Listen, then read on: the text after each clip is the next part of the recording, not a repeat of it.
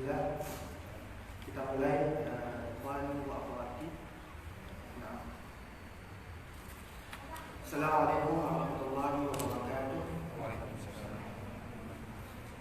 Alhamdulillah, nahmaduhu wa nasta'inuhu wa nastaghfiruh wa na'udzu billahi min shururi anfusina wa min sayyiati a'malina. Man yahdihillahu fala mudilla lahu wa man yudlil fala hadiya lahu. Asyhadu an la ilaha illallah wahdahu la syarika lahu wa asyhadu anna Muhammadan 'abduhu wa rasuluh. Ya ayyuhalladzina amanu taqullaha haqqa tuqatih wa la tamutunna illa wa antum muslimun.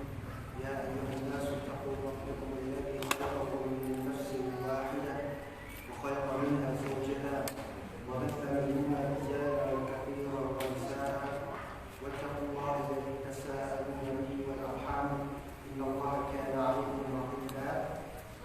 Ya ayyuhalladzina amanu taqullaha wa qulu qawlan sadida يصلح لكم أعمالكم ويغفر لكم ذنوبكم ومن يطع الله ورسوله فقد فاز فوزا عظيما. أما بعد فإن أصدق الحديث كتاب الله سبحانه وخير الهدي هدي محمد صلى الله عليه وعلى آله وسلم وشر الأمور محدثاتها فإن كل محدثة بدعة وكل بدعة ضلالة وكل ضلالة في النار. إخواني وأخواتي teman-teman semua, ya semoga Allah Subhanahu wa taala menjaga kita, mengampuni setiap dosa-dosa kita, dan Allah Subhanahu wa taala memberikan keberkahan kepada kita semuanya, dan ini yang kita harapkan. Alhamdulillah, ini pertemuan yang kedua kalinya setelah sebulan sebelum Ramadan. Kita sempat bertemu di awal kali pertemuan dan kita sudah membahas tentang mukaddimah dari materi yang akan kita sampaikan, bahwasanya di setiap hari Ahad pekan keempat hanya saja mohon maaf teman-teman yang dirahmati Allah SWT, waktunya agak dimajukan. Kalau biasanya untuk ngaji start dari jam 10, sekarang kita ngaji khusus di malam keempat, Allah Akbar. Di pekan keempat setiap hari Ahad kita mulai jam 9. Nah, semoga Allah Subhanahu wa taala menjadikan kehadiran kita di sini menjadi amal ibadah yang besar, ya, yang kita bisa panen nanti di hari akhirat, ya. Kemudian ini juga bisa menjadi cara jitu untuk menghapuskan dosa-dosa kita yang telah lalu. Baiklah, kaum muslimin yang berdoa SWT. Setelah kemarin kita membahas tentang mukaddimah, nah, maka yang ingin kita sampaikan pada kali ini, sebelum kita masuk ke bab pertama yaitu bab ikhlas, yang akan kita sampaikan yaitu di awal-awal keutamaan untuk ilmu dan kedudukan para ulama. Ya. Karena sebelum kita mempelajari kitab adab-adab menuntut ilmu, sangat baik bagi kita untuk mengetahui keutamaan bagi orang yang menuntut ilmu tersebut. Nah, ketika kita mengetahui nantinya keutamaan dari menuntut ilmu, sesuatu yang utama pasti memiliki posisi tertentu, kan? Orang dia memiliki keutamaan, pasti dia memiliki atau berada pada posisi tertentu. Semisal seorang gubernur, dia memiliki keutamaan karena dia adalah bapak kita di provinsi ini misalnya. Maka dia memiliki kedudukan tertentu pula yang tidak sama dengan kedudukan kita yang orang biasa ini. Seperti itu juga kaum muslimin, para penuntut ilmu itu mulia, sehingga karena kemuliaan mereka, mereka pun mendapatkan posisi mentereng. Ya, dia punya posisi mentereng gitu.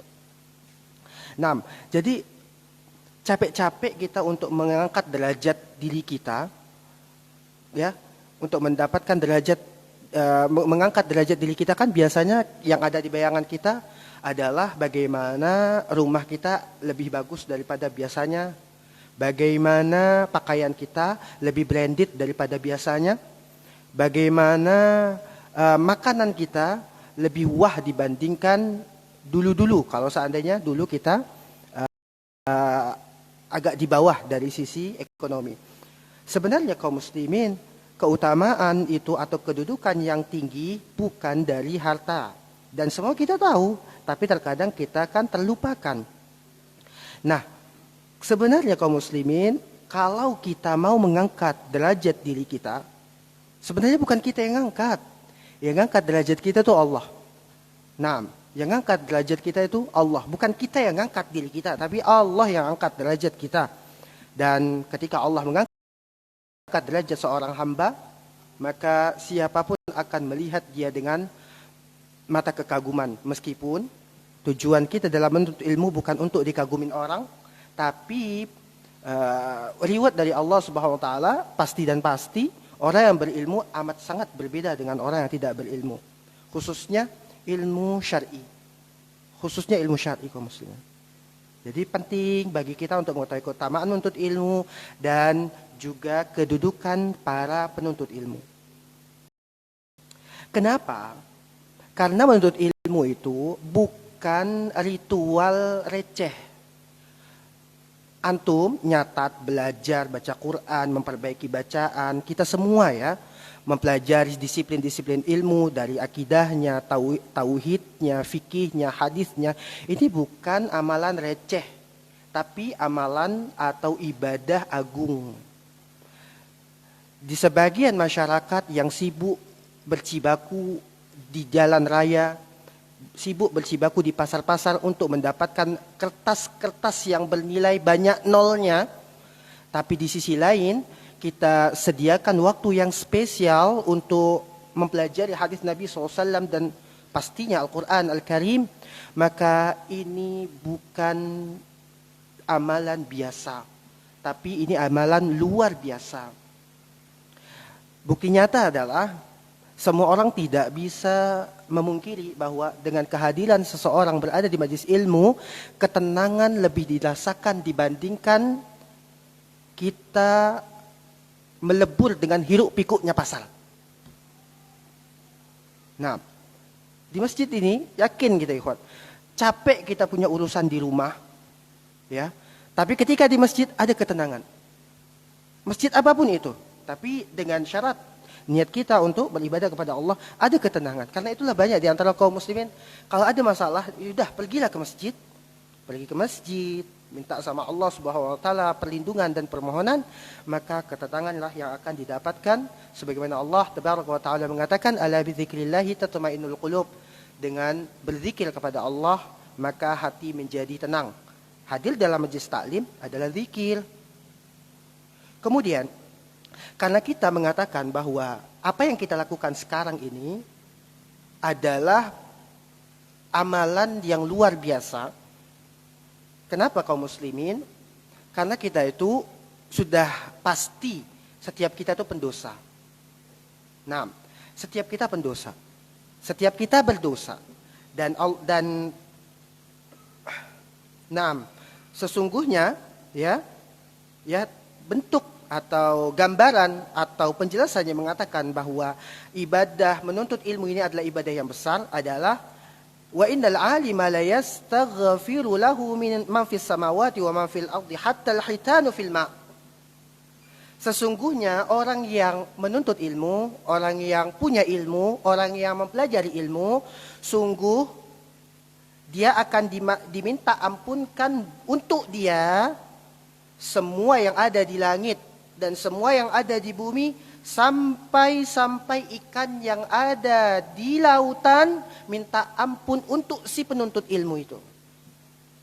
Jumlah ikan banyak kaum muslimin. Lautan lebih luas dibandingkan daratan. Berarti banyak banget. Hatta al-hitan fil ma' kata Rasulullah SAW. Di dalam nas nih. Sampai ikan-ikan di air minta ampunan untuk sang penuntut ilmu ini. Semua yang ada di langit minta ampunan untuk kita. Ya, untuk kita semua yang ada di sini. Semua yang ada di bumi juga minta ampunan untuk kita.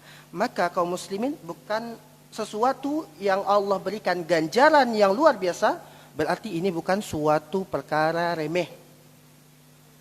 Ditambah lagi, sudah kita mendapatkan ampunan, sudah kita diminta ampunkan ya oleh seluruh penduduk langit, bumi, bahkan ikan-ikan yang ada di lautan. Dia merupakan memang kewajiban bagi setiap muslim. Rasulullah SAW mengatakan, talabul ilmi faridatun ala kulli muslim. Menuntut ilmu adalah kewajiban bagi setiap muslim. Jadi menuntut ilmu itu bukan sunnah. Menuntut ilmu itu bukan sunnah, tapi menuntut ilmu itu wajib. Menuntut ilmu itu wajib. Dan kita tahu bahwa amalan wajib ketika dikerjakan lebih besar pahalanya dibandingkan amalan sunnah. Nah, amalan wajib itu lebih besar pahalanya dibanding amalan sunnah. Ya. Jadi bersyukur teman-teman yang dirahmati Allah Subhanahu wa taala, kita berada di taman-taman surga menuntut ilmu karena ini adalah kebahagiaan.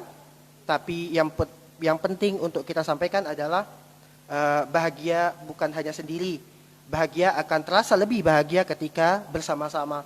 Maka kenikmatan dan kelezatan berada di majlis ilmu jangan sampai kita sendiri yang mencicip, tapi juga dirasakan oleh kerabat, saudara, teman-teman, handai tolan, dan lain sebagainya. Tarik mereka agar mereka duduk mendengarkan, kemudian imbasnya semua yang ada di langit dan di bumi serta ikan-ikan yang ada di lautan akan meminta ampunan untuk sang penuntut ilmu.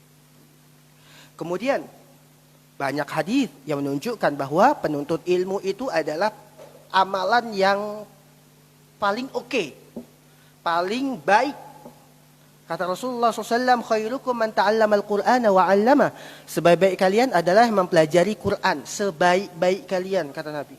Orang yang paling baik di antara kalian tuh orang yang belajar Quran dan mengajarkan Quran. Jadi kalau mau jadi orang yang terbaik, ajarilah bagaimana mereka Quran, ajari mereka, kita ajari diri kita, hadirkan, paksakan diri kita untuk belajar menuntut ilmu.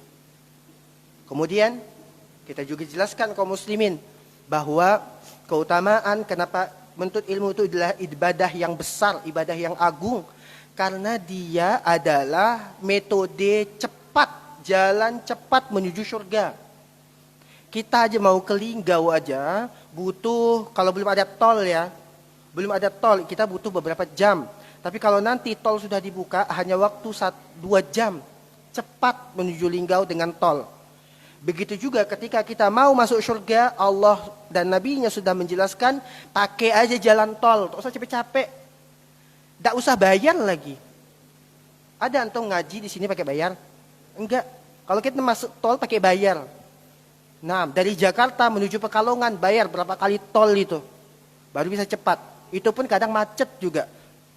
Nah, tapi realita yang ada, menuntut ilmu gratis, bebas, kajiannya banyak di setiap pekan dan itu terjadwal tersusun.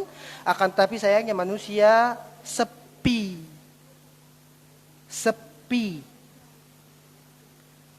Menuntut ilmu adalah jalan cepat menuju surga. Nabi mengatakan, "Man salaka tariqan yaltamisu fihi ilman." Siapa yang menempuh suatu jalan yang dia mencari ilmu, Nabi mengatakan, "Sahalallahu lahu bihi tariqan ilal jannah." Akan Allah mudahkan untuknya jalan menuju surga. Mudah. Mulus. Sesuatu yang mudah itu mulus, enak, cepat, gampang, gak ribet. Karena mudah. Yang ngomong siapa? Nabi. Jadi duduk kita di sini, malaikat-malaikat sudah ngedoain kita, makhluk-makhluk yang ada di langit, bumi, serta para ikan yang ada di air sana, bukan hanya di lautan ya, sungai, kolam juga ada ikannya, mendoakan, minta ampunan untuk kita kaum muslimin. Jadi nuntut ilmu bukan perkara receh, ini perkara besar. Maka berikanlah waktu spesial untuk nuntut ilmu. Bahkan di antara bentuk seseorang itu baik, kita itu mau tahu diri kita ini baik atau enggak, adalah barometernya dia paham nggak dengan Islam, dia paham nggak dengan Quran Sunnah.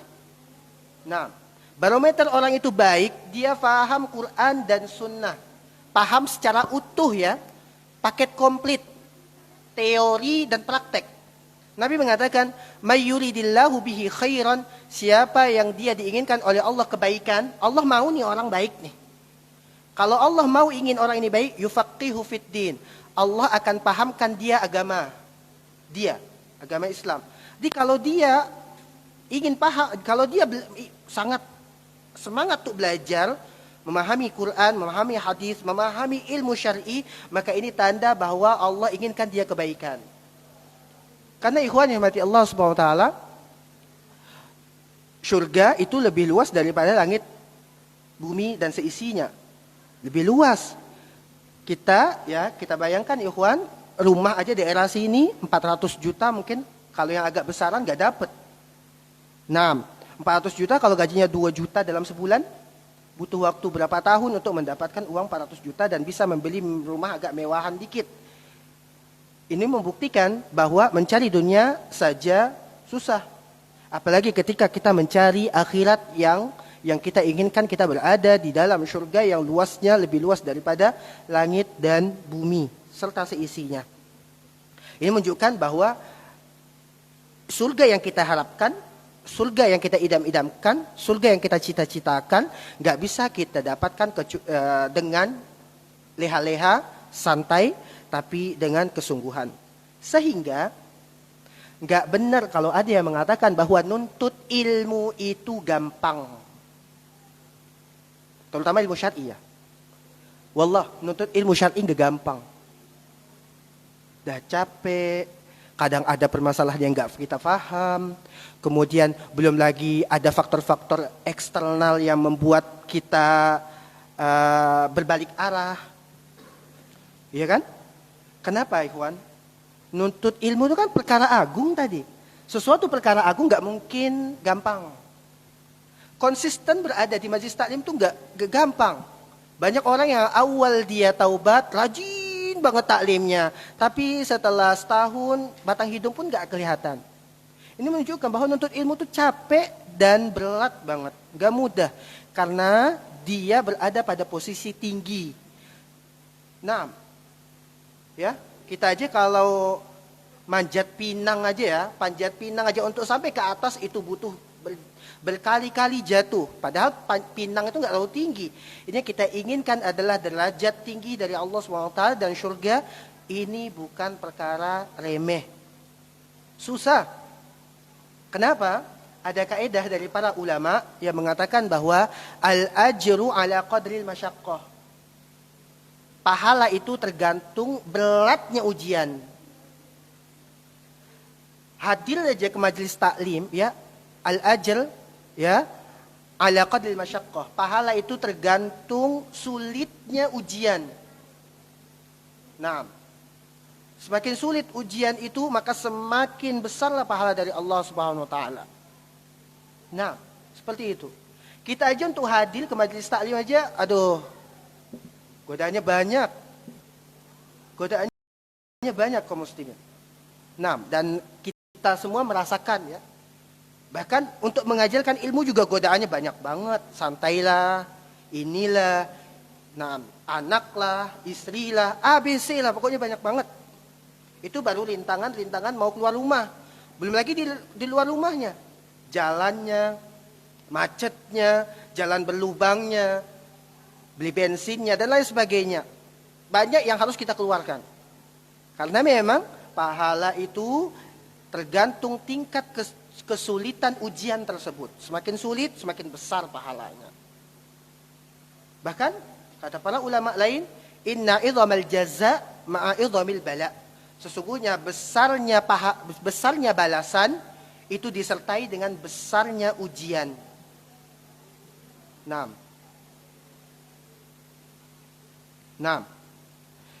sebagaimana teman-teman yang hati Allah Subhanahu wa taala,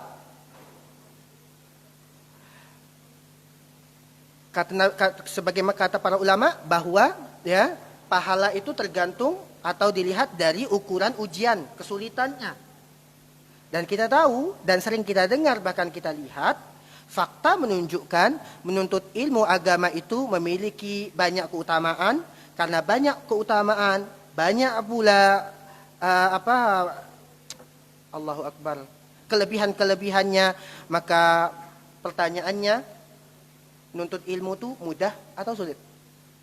Sesuatu yang banyak keutamaan seperti menuntut ilmu, maka menuntut ilmu itu mudah atau sulit? Maka jawabannya sulit. Konsistennya sulit. Sulit. Nah, ngafal Quran itu konsistennya sulit. Belajar di pesantren itu konsistennya sulit. Nuntut ilmu syar'i konsistennya sulit. Kita taklim aja sekali sepekan itu sulit banget. Kenapa? Karena ganjarannya juga besar. Nah, karena kenapa ikhwan? Menuntut ilmu itu adalah suatu perjalanan yang panjang. Panjang banget. Bahkan menuntut ilmu itu adalah suatu perjalanan tanpa batas. Gak ada batasnya. Memang ada batasan menuntut ilmu sampai S3. Gak ada.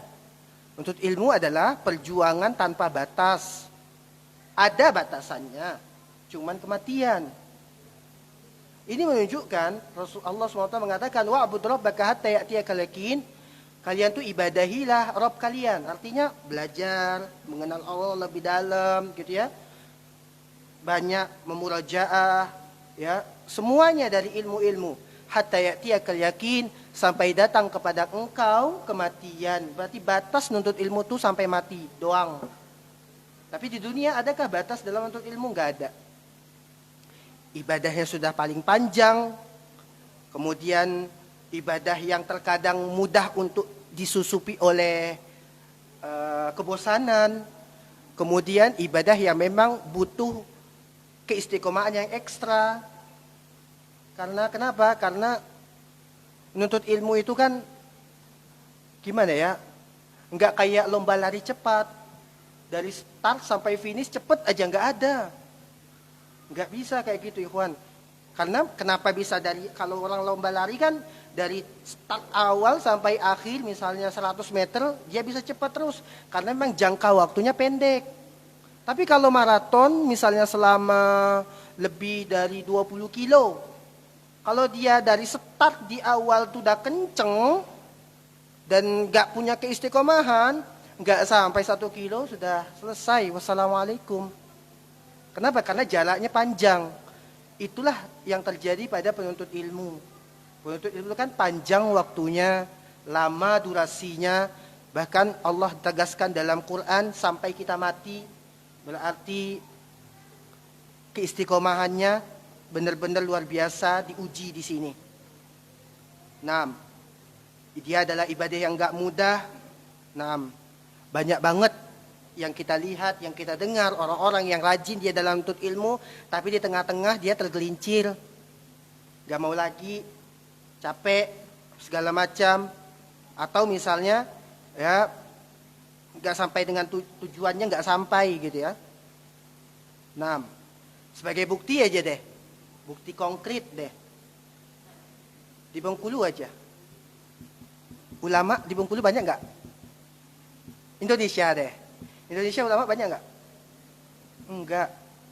Kalau seandainya menuntut ilmu itu gampang, pasti ulama di Indonesia banyak banget, ribuan. Tapi faktanya ulama di Indonesia sedikit. Kenapa sedikit? Karena menunjukkan sang pemenang itu hanya dihitung jari. Nah, kalau seandainya ulama kita itu ribuan, enak kita. Ustadz A, Ustadz B, gampang kita untuk menuntut ilmu. Nuntut ilmu bahasa Arab aja deh, nahu sorob.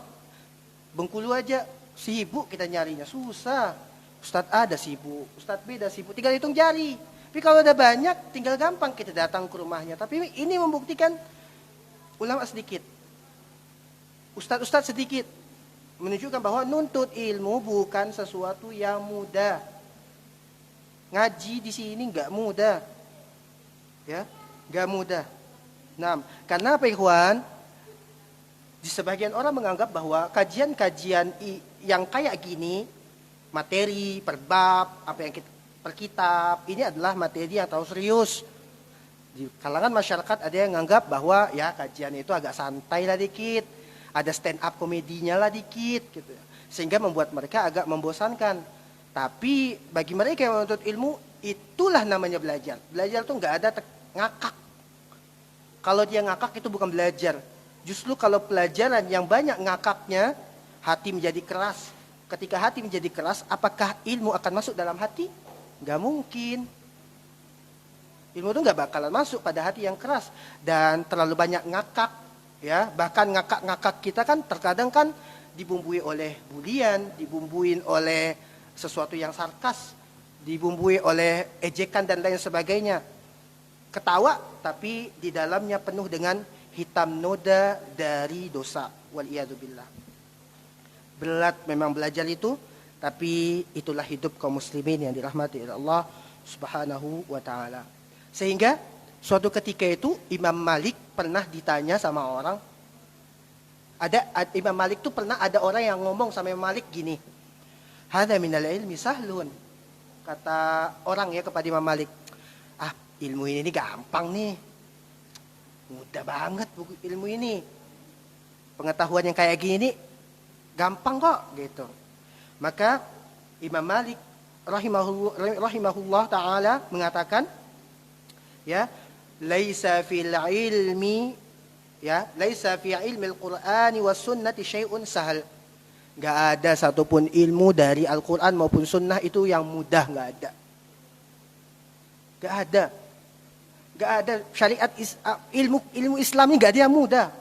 Wallah enggak ada yang mudah. Ketika kita semakin mendalami, ternyata saya bodoh ya selama ini ya. Semakin mendalami, ternyata saya dungu ya. Kalau kemarin bodoh kita menilai diri kita. Semakin mendalami, kita menganggap diri kita dungu juga. Semakin ke dalam lagi, kita belum ada apa-apanya. Kenapa ikhwan? Menuntut ilmu itu bukan sesuatu yang mudah. Allah yang mengatakan dalam surah Al-Muzammil. Maka jangan mengatakan bahwa, belajar ilmu syar'i ini, orang-orangnya terbelakang. Enggak.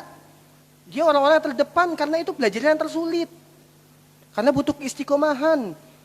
Coba lihat orang-orang yang berada di universitas A, B, dan C, itu yang diterima itu adalah orang-orang yang dari sisi nilainya sudah tersaring.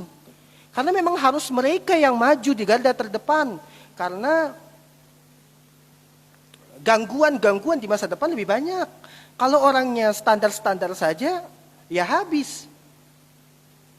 Dan yang mengatakan bahwa ilmu tentang Quran dan Sunnah itu enggak mudah, itu Allah. Allah mengatakan di dalam surah Al-Muzammil ayat 5, Inna sanulqi alaika qawlan thaqila. Sesungguhnya kami akan berikan kepada kamu perkataan yang berat.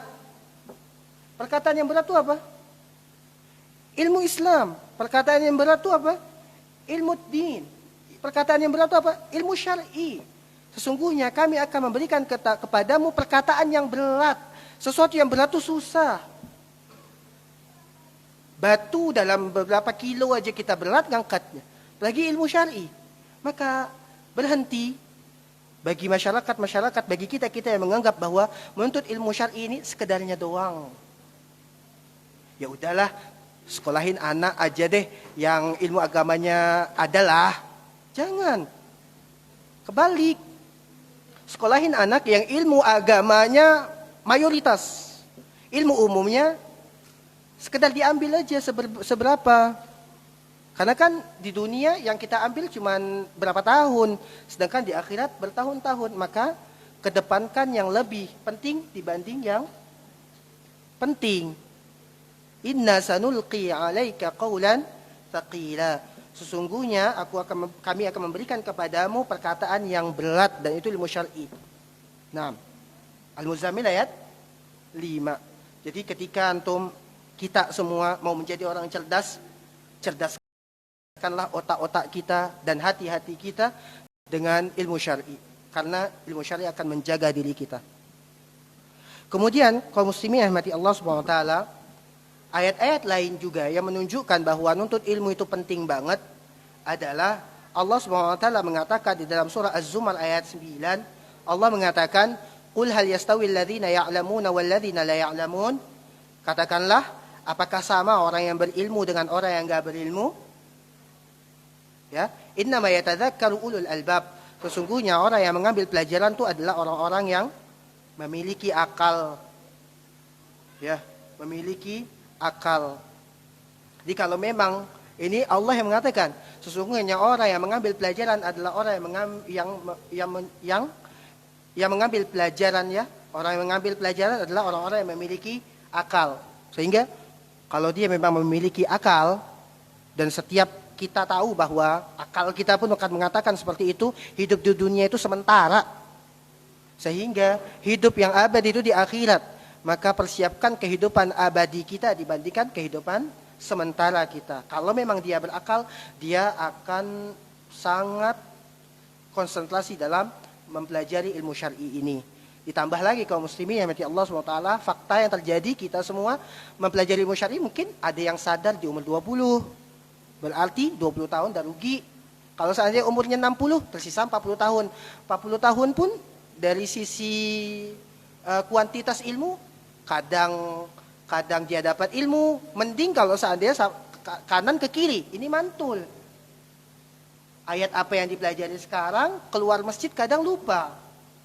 Nah, banyak orang-orang belajar bahasa Arab, paham rumus A, rumus B, rumus C, di tempat kursus atau di sekolah atau di ma'had. Ketika sudah keluar, lupa lagi.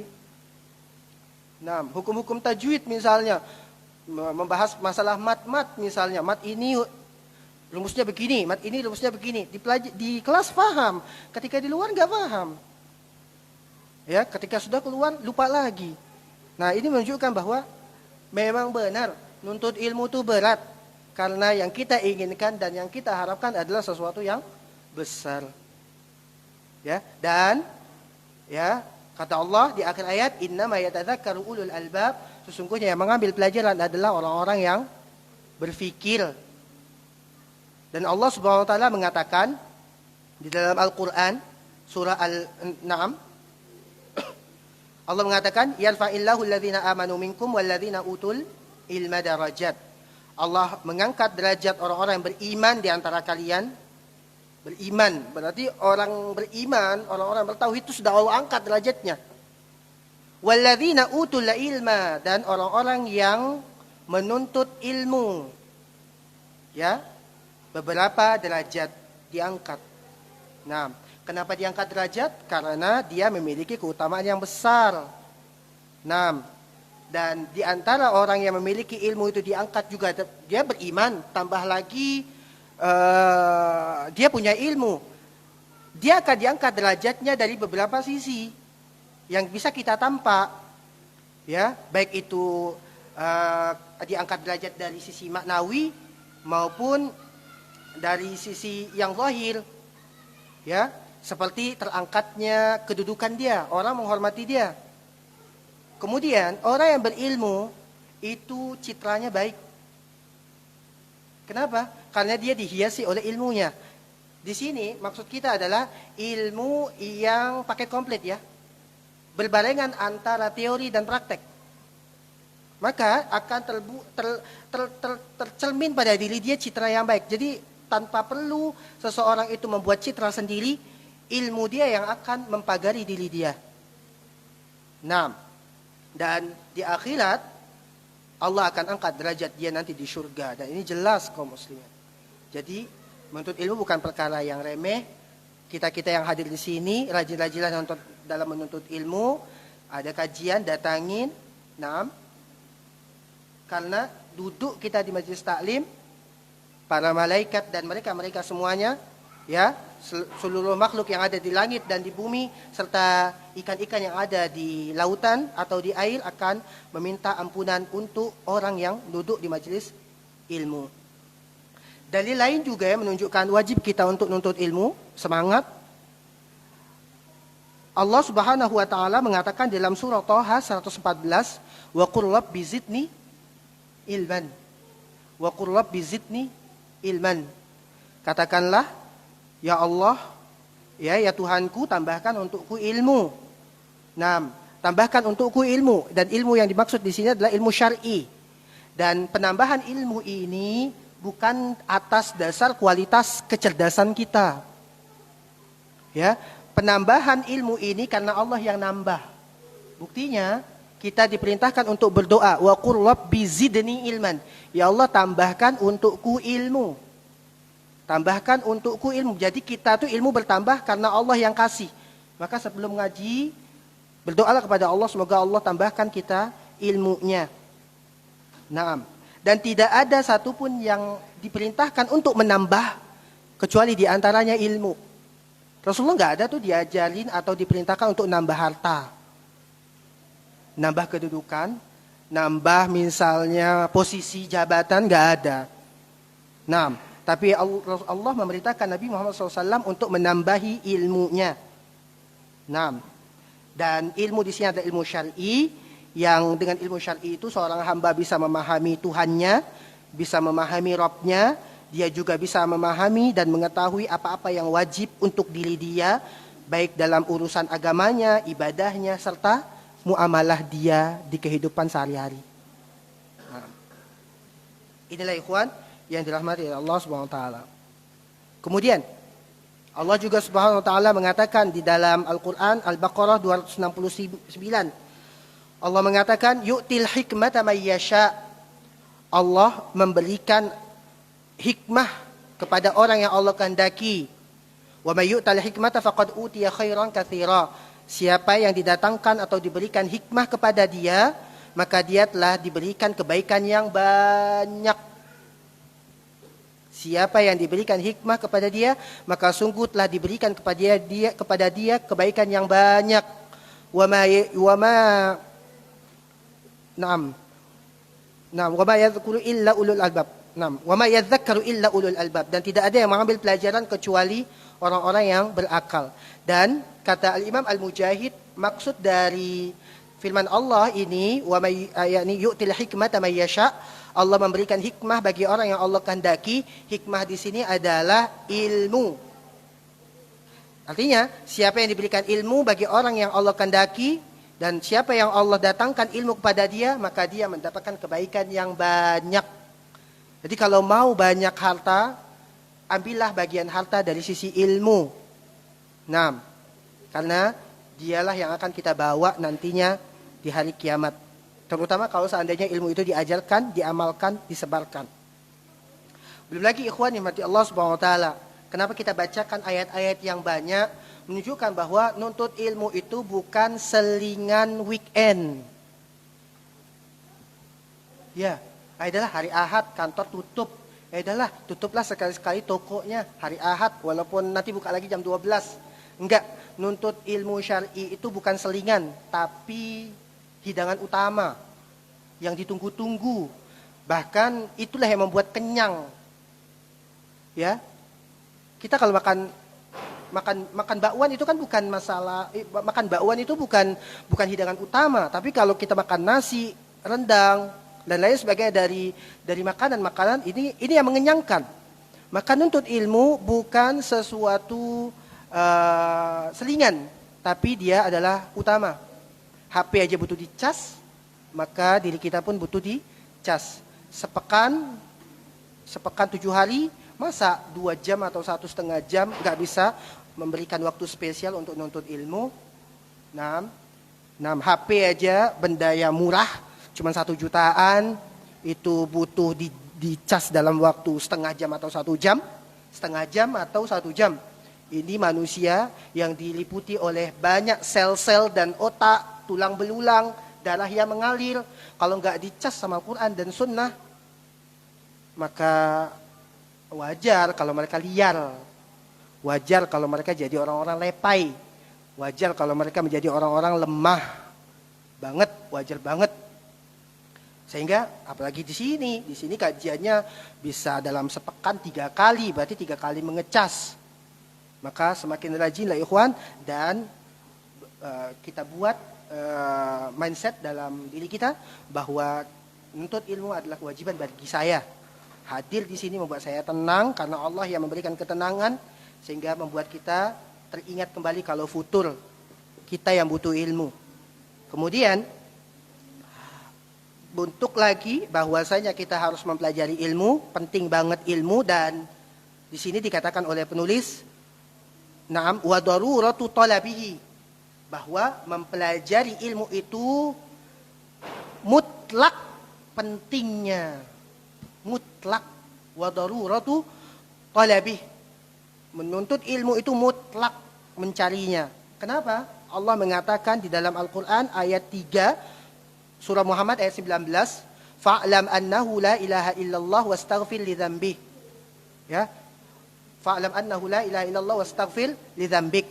Maka berilmulah Anda bahwasanya tidak ada ilah yang berhak diibadahi kecuali Allah, dan minta ampunlah Anda kepada dosa Anda, atau untuk dosa Anda minta ampun. Di sini Allah mulai berilmulah bahwasanya tidak ada ilah yang berhak diibadahi kecuali Allah. Berarti ilmu itu mutlak. Bahkan dalam perkara akidah pakai ilmu, bukan pakai perasaan. Belajar lagi. Karena memang mayoritas kita belajarnya masih pendatang baru. Pendatang baru. Nah, kita pun sebenarnya pendatang baru kaum muslimin. Ya jujur-jujur aja deh, kita zaman 90-an belajar agama berapa kali sih dalam sekolah SD? Sejam. Sejam pun kalau belajar cuma 10 menit, lainnya main kan? Kalau seandainya hanya mengendalikan ilmu tajwid itu yang ada di SD atau di TPA, gak bisa. Karena ngaji kita cuma per ayat, itu pun lidah kita telo, bengkok, kotor, lidahnya berdebu kalau baca Quran kan? Huruf-hurufnya tuh gak sempurna, gak meletakkan pada hak-hak semestinya. Maka ketika kita sadar, perbaiki apa yang urgent dari diri kita, karena Allah mengatakan fa'lam annahu la ilaha illallah. Ilmuilah Anda itu harus berilmu bahwasanya tidak ada ilah yang berhak diibadahi kecuali Rabbul Alamin, dan Anda minta ampunlah untuk dosa Anda sendiri. Dan di sini dimulai sebagaimana Imam Al-Bukhari rahimahullah taala mengedepankan bab dalam suatu tulisan beliau, yaitu bab yang berjudul al-ilmu qabla al-qawli wal amal, menuntut ilmu sebelum ngomong dan beramal. Tapi ikhwan yang dirahmati Allah Subhanahu wa taala, ilmu yang kita pelajari bukan sekedar menghafal atau bukan sekedar mengumpulkan banyak data, perkataan para ulama ini loh, tafsirnya para ulama begini loh. Ini bukan sekedar ilmu, tapi ilmu sejati adalah ketika ilmu tersebut membuat kita bertambah takut kepada Allah Subhanahu wa taala. Karena laisa ilmu bi kathratil riwayat wa innamal ilmu khasyah. Ilmu itu bukan banyaknya data, bukan banyaknya riwayat, bukan banyaknya hafalan, bukan banyaknya gelar di belakang ataupun di depan, Toh nanti di kuburan juga enggak bakalan ditulis gelarnya, Nah, tapi ilmu itu adalah yang membuat takut kepada Allah Rabbul Alamin. Sehingga ikhwan yang dirahmati Allah Subhanahu wa taala, suatu ketika Al-Imam Ma'ruf Al-Karkhi ini semasa dan sezaman sama Al-Imam Ahmad bin Hanbal. Al-Imam Ma'ruf Al-Karkhi ini pernah diremehkan oleh beberapa orang. Ketika beliau diremehkan sama beberapa orang, ada orang yang meremehkan beliau pas di muka Imam Ahmad bin Hanbal. Al-Imam Ma'ruf Al-Karkhi ini diremehkan di depan Imam Ahmad. Istilahnya kalau bahasa kita, Ma'ruf Al-Karkhi, siapa sih ini orang? Di depan Imam Ahmad. Maka banyak orang mengatakan Imam Ma'ruf Al-Karkhi ini kualitas ilmunya di bawah Imam Ahmad bin Hanbal. Kenapa? Karena menurut mereka Imam Ma'ruf Al-Karkhi ini qasirul ilmi. Ilmunya cetek, hafalannya rendah, hafalannya enggak kuat. Jadi istilah kita tuh agak dinyinyirin, tapi di muka Imam Ahmad. Maka kata Imam Ahmad, diam mulut Anda. Kalau bahasa kita, diam mulut Anda. Dia itu berilmu. Karena al-ilmu khasyah. Ilmu itu standarnya bukan dari banyaknya data yang dia punya, Tapi standar ilmu adalah dia itu berilmu karena dia takut sama Rabbul Alamin. Jadi inilah inti dari ilmu itu. Ilmu itu adalah takut sama Allah SWT. Jadi ketika banyak orang yang namanya mentereng, belakang maupun depan, ya doktor atau PhD, ya maka ya alhamdulillah itu nikmat bagi Allah, dari Allah untuk dia. Dan kita pun kepingin seperti itu, dan kita semuanya kepingin menjadi orang-orang yang cerdas, silahkan. Tapi ini bukan tolak ukur dari kecerdasan. Tolak ukur kecerdasan atau ilmu seseorang adalah ketika dia takut sama Allah SWT. Allah mengatakan, innama yakhshallah min ibadihil ulama. Sesungguhnya yang takut sama Allah dari hamba-hamba Allah adalah ulama. Jadi ulama adalah orang yang takut sama Allah. Sehingga kalau ada orang yang banyak data, banyak hafalan, tapi nggak takut sama Allah, maka ini bukan ulama sejati. Nah, ini bukan ulama sejati. Dan di sini dikatakan oleh penulis, wal ulama'u hum ahlul idrakis salim wal fahmil amiq. Ini kriteria yang disampaikan oleh penulis, wal ulama'u hum ahlul idrakis salim. Ulama itu adalah orang yang memiliki pengetahuan yang benar. Pemahamannya benar. Ya, dibimbing dengan pemahaman yang sahih. Nah, bukan hanya sekedar hafal. Tapi kalau hafal tapi pemahamannya salah, ya enggak berilmu berarti.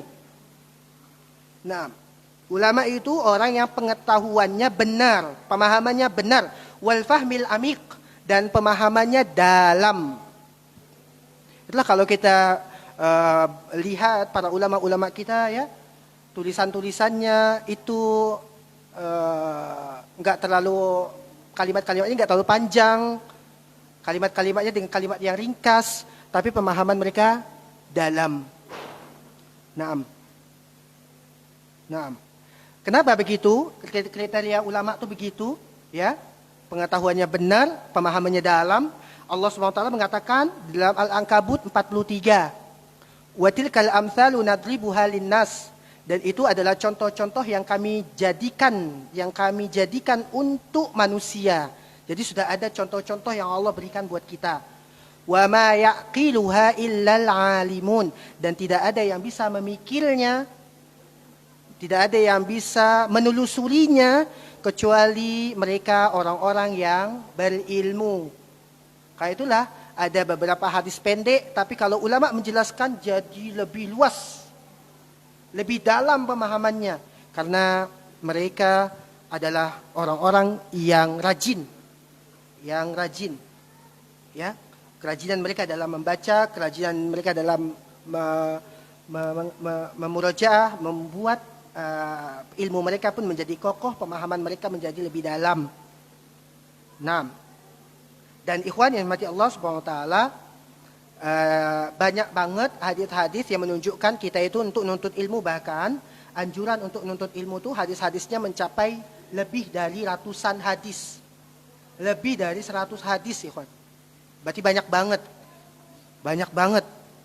Nah, dan di antaranya hadis yang kita sebutkan, ikhwan, may yuridillahu bihi khairan yufaqihu fid din. Siapa yang Allah inginkan kebaikan bagi dia, Allah akan pahamkan dia agama. Nah, ini udah jelas banget. Ya. Anjuran. Jadi kalau kita ingin Allah kebaikan sama kita, ya Allah pahamkan kita untuk agama kita. Nah, kemudian ikhwan yang dirahmati Allah Subhanahu wa taala. Nah, tujuan kita dari menuntut ilmu apa tadi?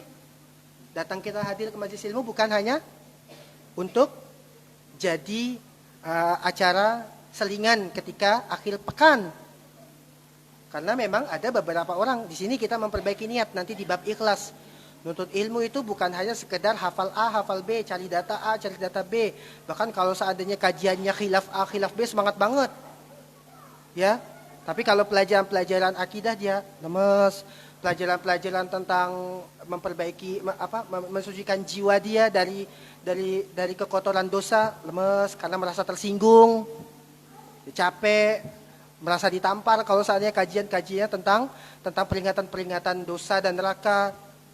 Ya, ada yang menghindar karena itu. Nah, padahal sebenarnya itu yang dibutuhkan. Itu yang dibutuhkan. Kemudian sembari itu ikhwan, tujuan kita menuntut ilmu itu bukan untuk tidur, karena kajian ya. Kajian-kajian di mana-mana begitu ya. Nah, kajian-kajian itu menjadi tempat paling enak untuk tidur selain sholat Jumat. Nah, ini juga diperbaiki ya. Maka sebelum kita ngaji ya, tidur aja dulu setengah jam biar nanti mandi, setelah mandi berangkat seger. Ini akan membuat kita untuk tidak tidur, dan ummahat juga di belakang untuk tidak tidur. Nah, didengarkan saja. Nah, kemudian kaum muslimin yang dirahmati Allah Subhanahu wa taala, hadisnya banyak banget yang menunjukkan bahwa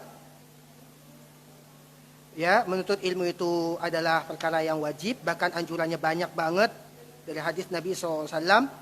Ya, di antaranya hadis yang masyhur dari Abu Hurairah radhiyallahu taala anhu, Nabi SAW mengatakan, "Idza mata ibnu Adam inqata'a anhu amaluhu illa min thalath," bahwa apabila anak Adam mati maka terputuslah amalnya kecuali 3 perkara: sedekah jariyah, kemudian ilmu yang bermanfaat, dan anak soleh yang mendoakan diri dia. Jadi ilmu bermanfaat merupakan modal besar bagi kita. Bahkan ikhwan yang rahmati Allah Subhanahu wa taala, menuntut ilmu itu, mendengarkan kajian itu ya adalah kegiatan yang enggak letih ya, enggak capek, karena cuma mendengar.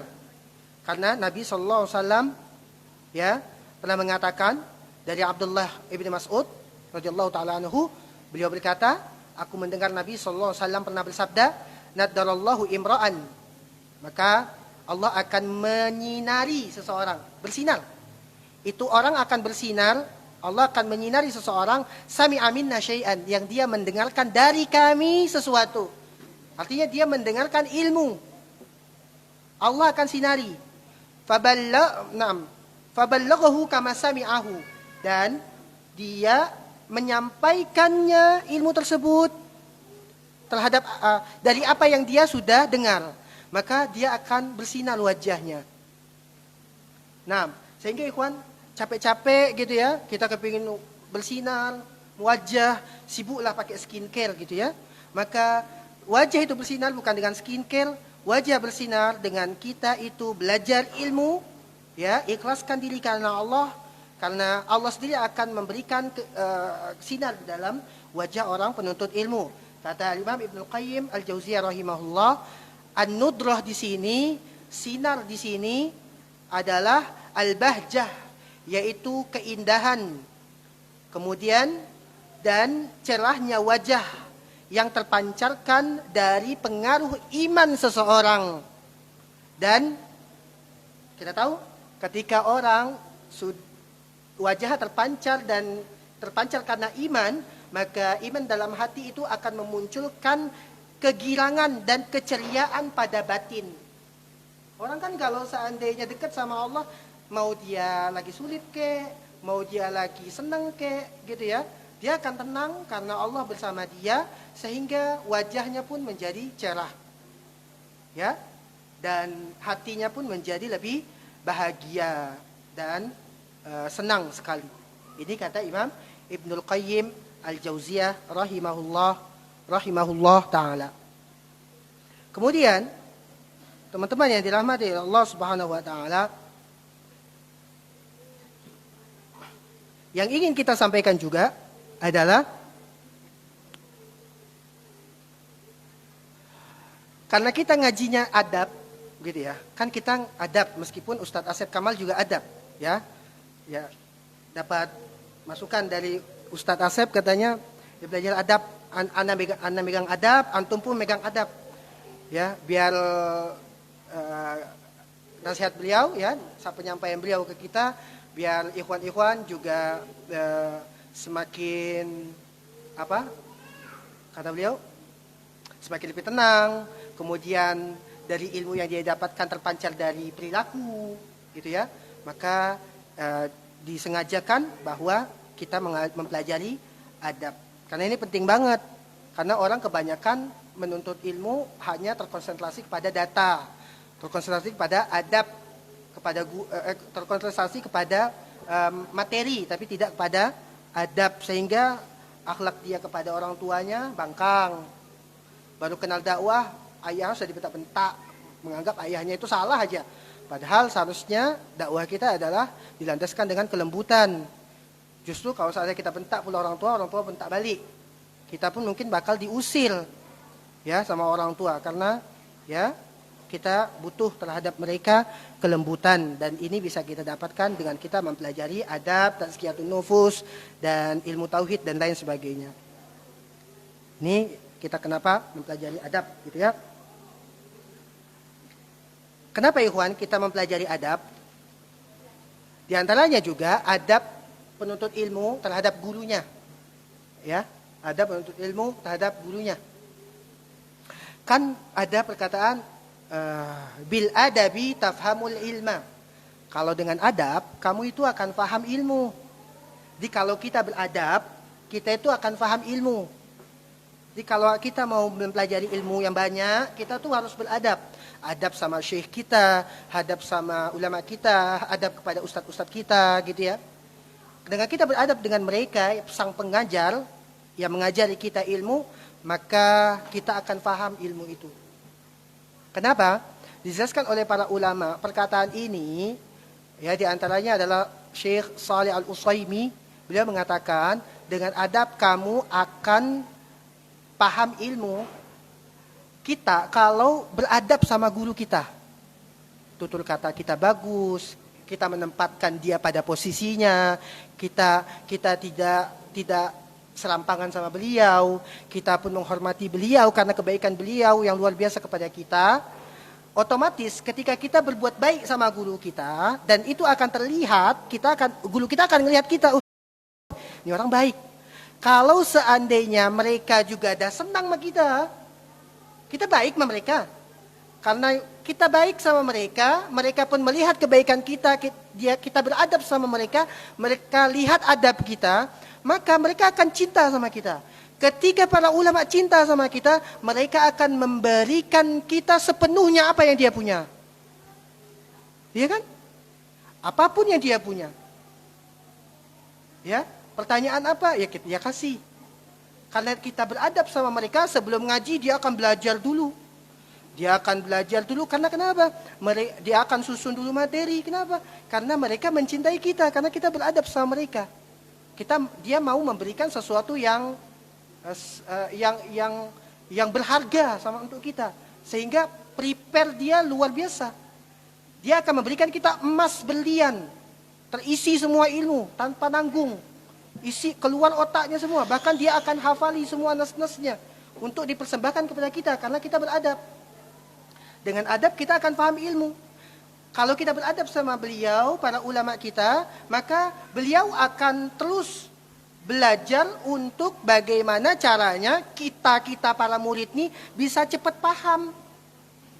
Ya kan? Kalau seandainya kita beradab, dia suka sama kita, dia akan memotivasi diri dia, gimana nih murid-murid saya nih biar cepat paham nih. Caranya gimana nih? Pembahasannya bagaimana nih? Cara bahasanya, gaya bahasanya gimana? Diksi yang dipakai kayak apa? Pembahasannya yang dibahas dulu gimana?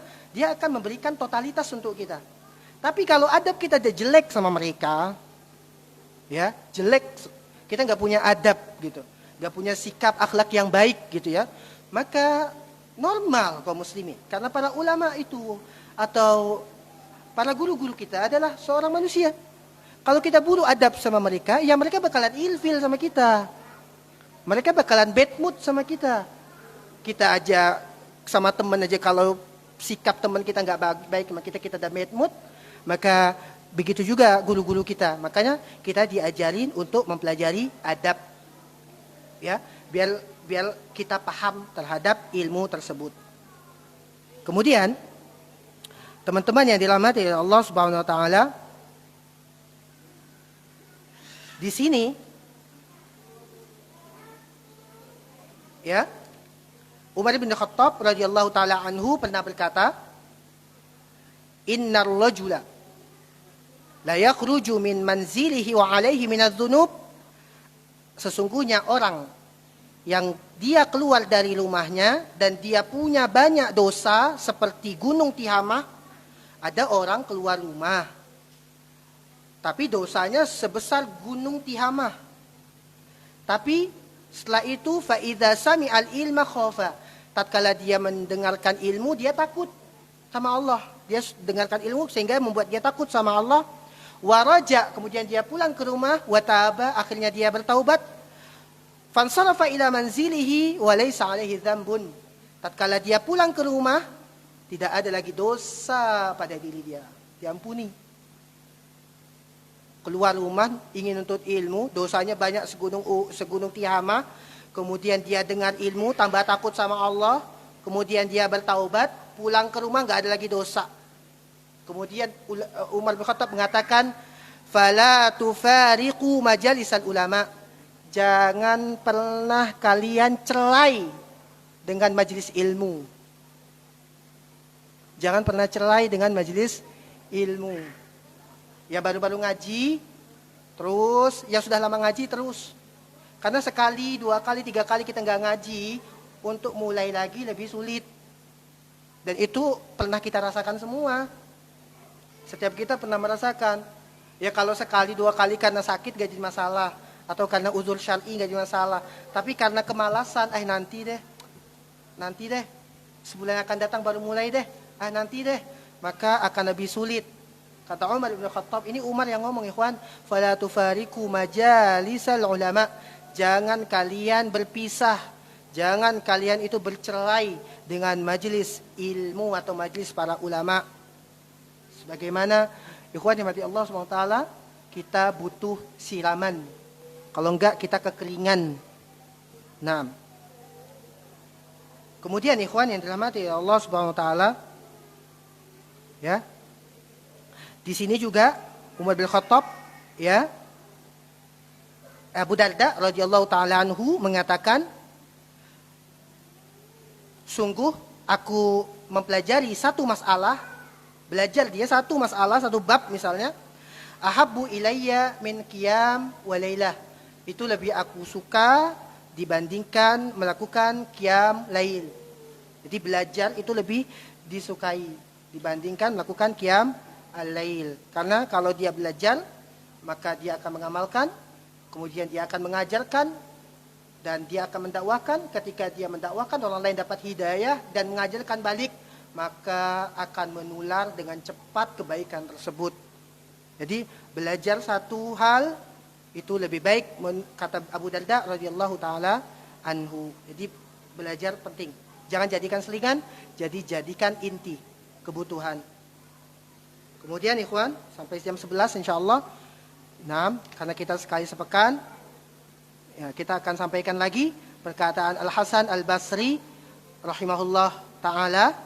Beliau mengatakan, sungguh aku mempelajari satu bab dari ilmu, kemudian aku mengajari ilmu tersebut kepada seorang muslim, itu lebih aku cintai daripada untukku dunia semuanya di jalan Allah. Bahkan Imam Syafi'i rahimahullah ta'ala mengatakan, laisa syai'un ba'dal fara'idhi afdal min talabil ilmi. Enggak ada satu pun setelah yang wajib, artinya salat wajib. Ya, tidak ada satu pun setelah yang wajib yang lebih afdal, yang lebih utama dibandingkan nuntut ilmu. Ilmunya ilmu syar'i. Ilmu syar'i. Nah, ilmunya ilmu syar'i. Jadi ini menjadi semangat untuk kita ngecas lagi ya diri kita untuk semakin terus belajar dan tidak jumawa, tidak menganggap diri sudah wow, tidak menganggap karena sudah lama ngaji sudah paling khatam gitu ya. Paling khatam ini mengajarkan dari perkataan para ulama ini, para sahabat, tabi'in yang kita baca, ini membuat kita lebih merendah. Ya, tawadu. Kemudian ikhwan yang dirahmati Allah Subhanahu wa taala. Nah, kenapa juga kita mempelajari adab? Karena diriwayatkan dari Al-Khatib Al-Baghdadi, ya, dan ini familiar sekali kalau kita belajar tentang adab, kalimat ini familiar, dikutip terus kalimat beliau ini. Ya, diriwayatkan dari Khatib Al-Baghdadi dari Malik ibni Anas. Beliau mengatakan, qala Ibnu Sirin. Ibnu Sirin mengatakan. Ibnu Sirin kan nama yang enggak asing. Ya. Ibnu Sirin mengatakan, kanu yata'allamuna al-hadiya kama yata'allamuna al-ilma. Mereka para ulama itu mereka mempelajari ilmu, mereka para ulama itu mereka mempelajari adab sebagaimana mereka mempelajari ilmu. Ini yang ngomong Ibnu Sirin.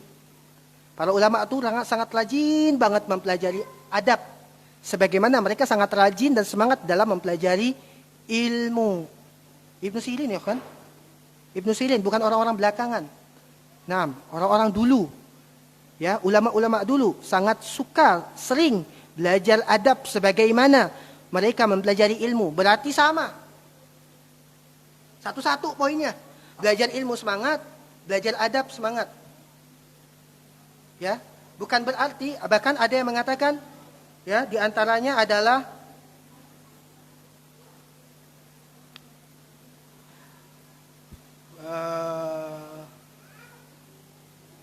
di antaranya itu Ibrahim ibn Habib. Nah, Ibrahim ibn Habib mengatakan kepada anaknya, ya bunayya, itil fuqaha wal ulama wa ta'allam minhum wa khudh min adabihim. Wahai anakku sayang, ya, Ibrahim ibn Habib mengatakan kepada anaknya, anakku sayang, datangi orang-orang yang pakar fikih.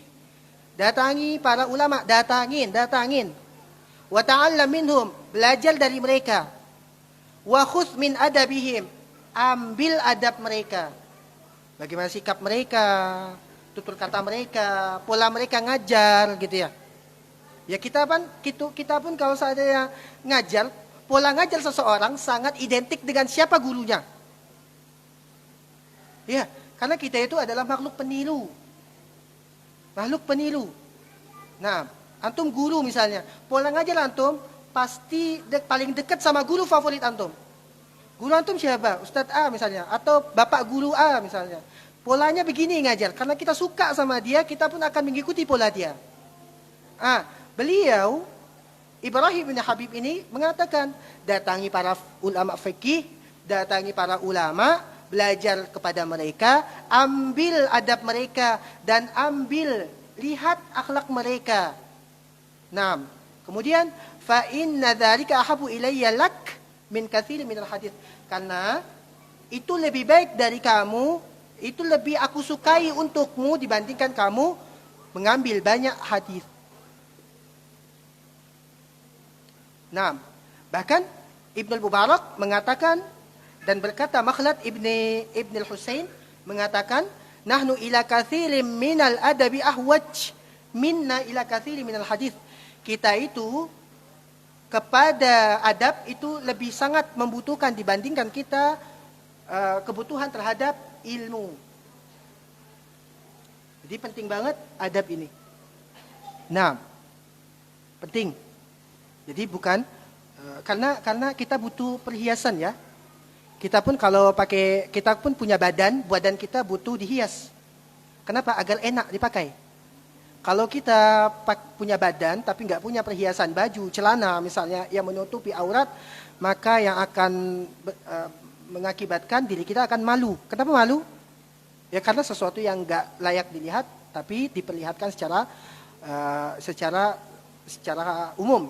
Begitu juga dalam diri kita. Kita penuntut ilmu, kita butuh penghias. Dan penghias kita adalah akhlak. Kita harus tahu adab.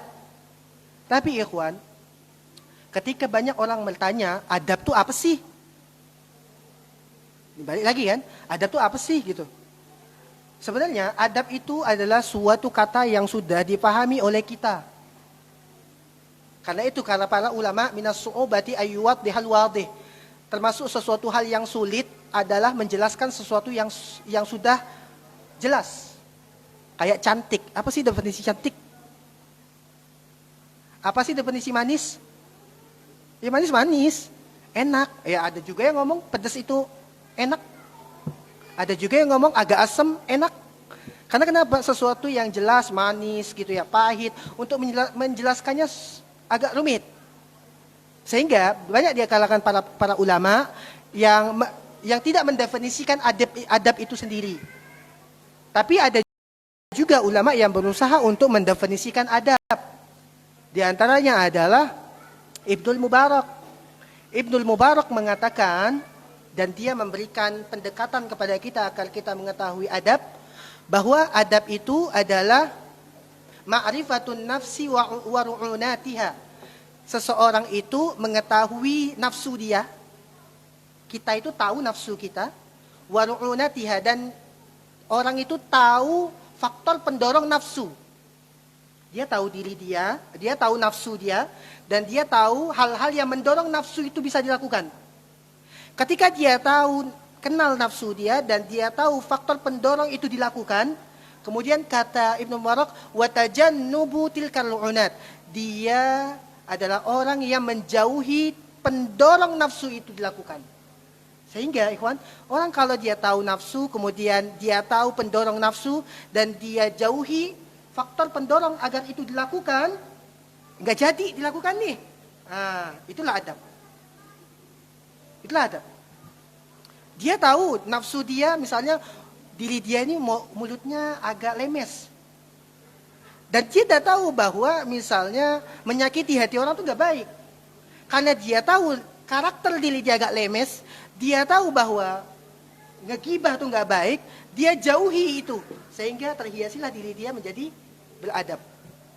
Ini diusahakan oleh Ibnu Mubarak mendefinisikan tentang adab. Ya. Tapi ada juga yang mengatakan adab itu tak usah didefinisikan karena ada jelas. Kita pun kalau ditanya adab apa? Akhlak baik, tutur kata, kemudian pandangan, lidah, segala macam gitu ya. Ya itu kan contoh ya, contoh-contoh. Tapi kita tidak paham gitu ya.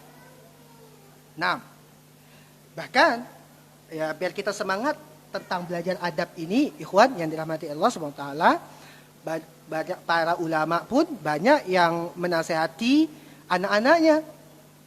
Bapak-bapak menasihati anak-anaknya. Para ulama menasihati anaknya, ya tadi kan kita sebut Ibrahim Ibnul Habib. Kemudian kita sebut juga Ibnu Sirin. Kemudian Ibnul Mubarak pun begitu. Nah, Ibnu Mubarak pun begitu. Bahkan Zakaria Al-Ambari juga pernah mengatakan begitu. Ilmu tanpa adab itu seperti api tanpa kayu bakar.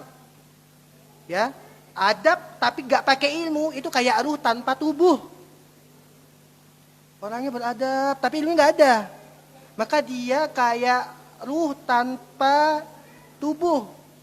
Sedangkan tubuh sama ruh itu harus sama, ada baru dia hidup. Baru dia hidup. Kalau ruhnya doang, jasadnya dikubur ya dia udah wafat. Jadi adab ilmu ini paket komplit. Sehingga ulama mengatakan, di antaranya para ulama menasihati anaknya, wahai anakku, ya, kamu mempelajari adab satu bab aja, itu lebih aku sukai wahai anakku dibandingkan kamu mempelajari 70-an bab tentang ilmu.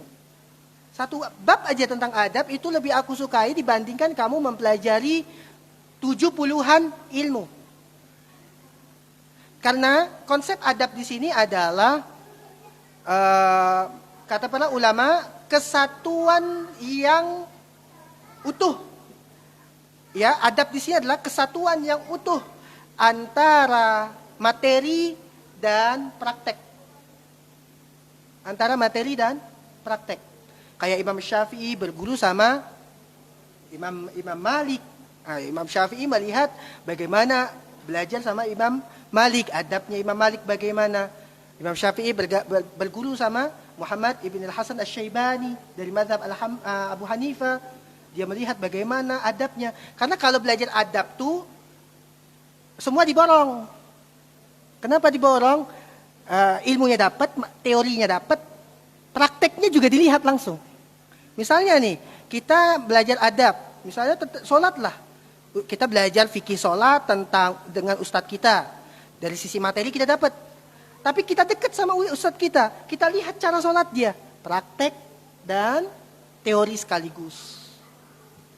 Ya, karena itu loh. Dan ulama itu tidak timpang ya antara adab ilmu selaras gitu ya. Dan begitulah ikhwan para ulama di dalam mengajarkan adab. Bahkan kata para ulama apa tadi? Satu adab yang kamu pelajari itu lebih aku sukai dibandingkan kamu mempelajari banyak ilmu. Ya, dari beberapa bab ilmu gitu ya.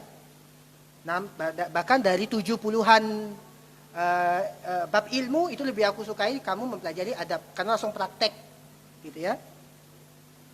Dan di sini para ulama memang ya 70 bab. Maksudnya kan ulama mengatakan, wahai anakku, kamu mempelajari satu bab dari adab lebih aku sukai dibandingkan kamu mempelajari 70-an bab dari bab-bab ilmu. 70 di sini maksudnya menunjukkan bilangan banyak ya. Bilangan banyak. Karena memang tata gaya bahasa Arab itu kalau menunjukkan sesuatu yang banyak itu pakai angka 70. Misalnya, berapa kamu dapat? Alhamdulillah dah 70-an lah. Ya kan? Ya.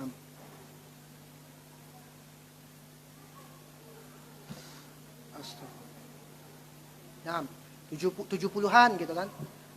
Bahkan angka 9 biasanya angka 9 70-an lah. Angka 9 70-an itu menunjukkan banyak.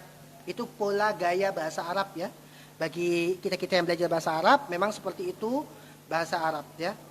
Artinya satu bab tentang adab kita pelajari, kita telusuri itu lebih disukai dibandingkan kita mempelajari 70-an, artinya puluhan banyak bab-bab tentang ilmu. Nah, beda bahasa Arab, beda bahasa Indonesia. Kalau bahasa Arab menunjukkan banyak 70-an. Kalau bahasa Indonesia menunjukkan banyak pakai kalimat ribuan, gak ratusan. Bahkan gak jutaan, ribuan. Itu sudah jadi kebiasaan orang Indonesia kan? Nah, misalnya apa ya kita contoh ya? Pulau Seribu lah. Memang sampai 1000.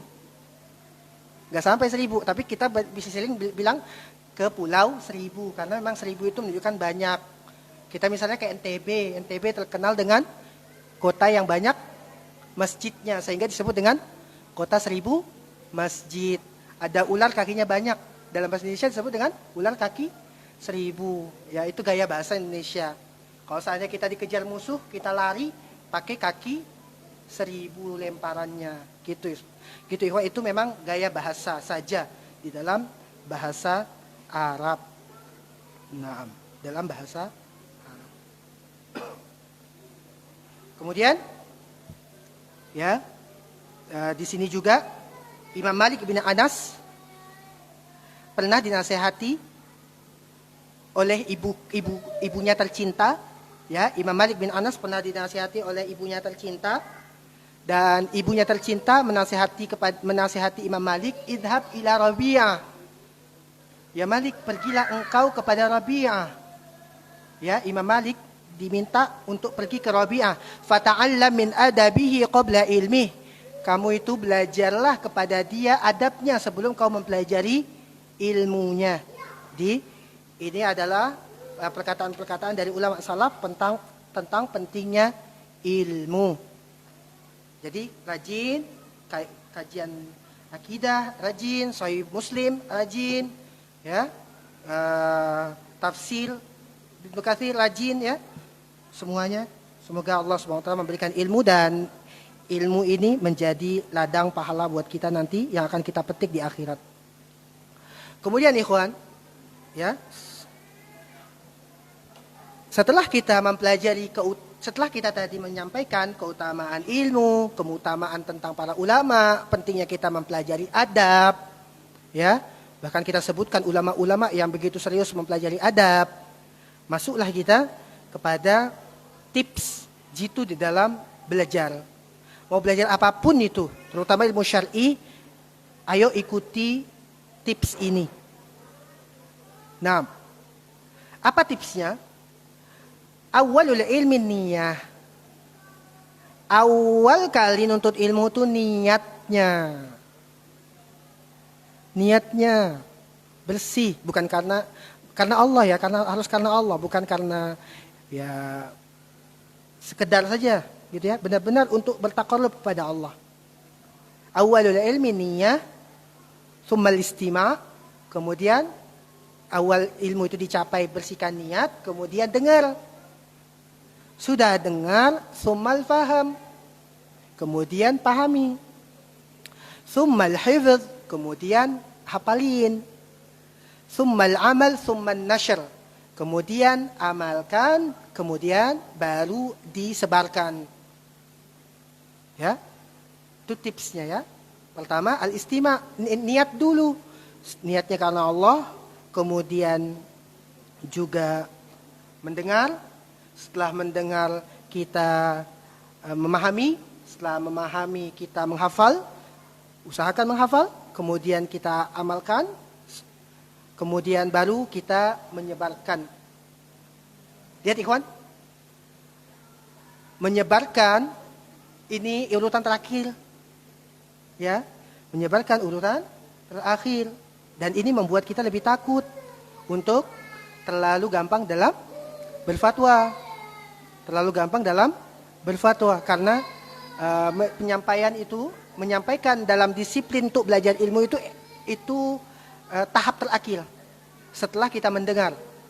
Ya, setelah kita mendengar, kemudian kita memahami, menghafal, dan beramal.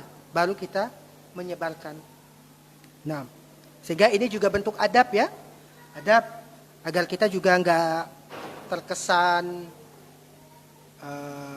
sombong dengan ilmu ya. Kadang ada ya, terkadang muncul aku dan aku gitu ya. Aku udah ngaji sehingga agak gampang untuk ngomong gitu ya. Maksudnya berfatwa gitu ya tanpa ilmu, dan ini bahaya. Justru dengan kita tidak bergampangan, ya, kita memastikan dulu ilmunya jelas, baru kita menyampaikan. Tapi setelah tahap-tahap yang tadi kita sampaikan itu kita lalui, gitu ya. Itu tips menuntut ilmu, dan ini adalah tips dari bukan dari kita, tapi dari Ibnul Mubarak lagi. Ya, Ibnul Mubarak yang memberikan tips ini. Nah, Ibnu Mubarak yang memberikan tips ini. Nah, ketika kita tahu bahwa nuntut ilmu itu pola pertama atau metode pertama itu niat. Niat, yang namanya niat itu pasti adalah tujuannya ikhlas karena Allah Subhanahu wa taala. Ya, niat karena Allah Subhanahu wa taala, ikhlas. Ayat-ayat tentang ikhlas itu banyak banget. Banyak.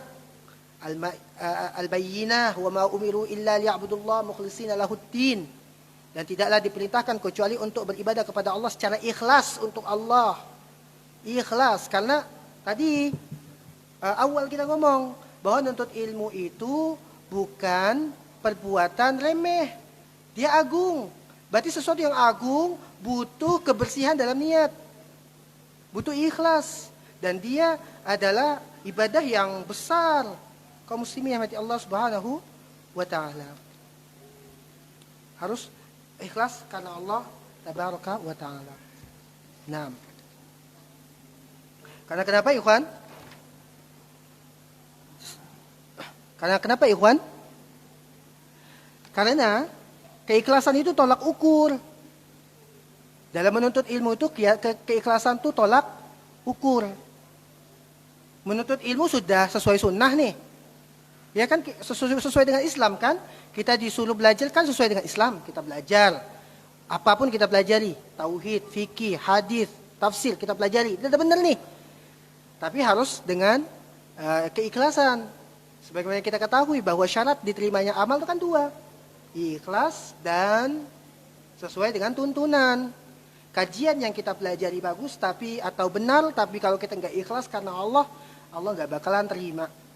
Allah nggak bakalan terima. Ya logika aja ikhwan.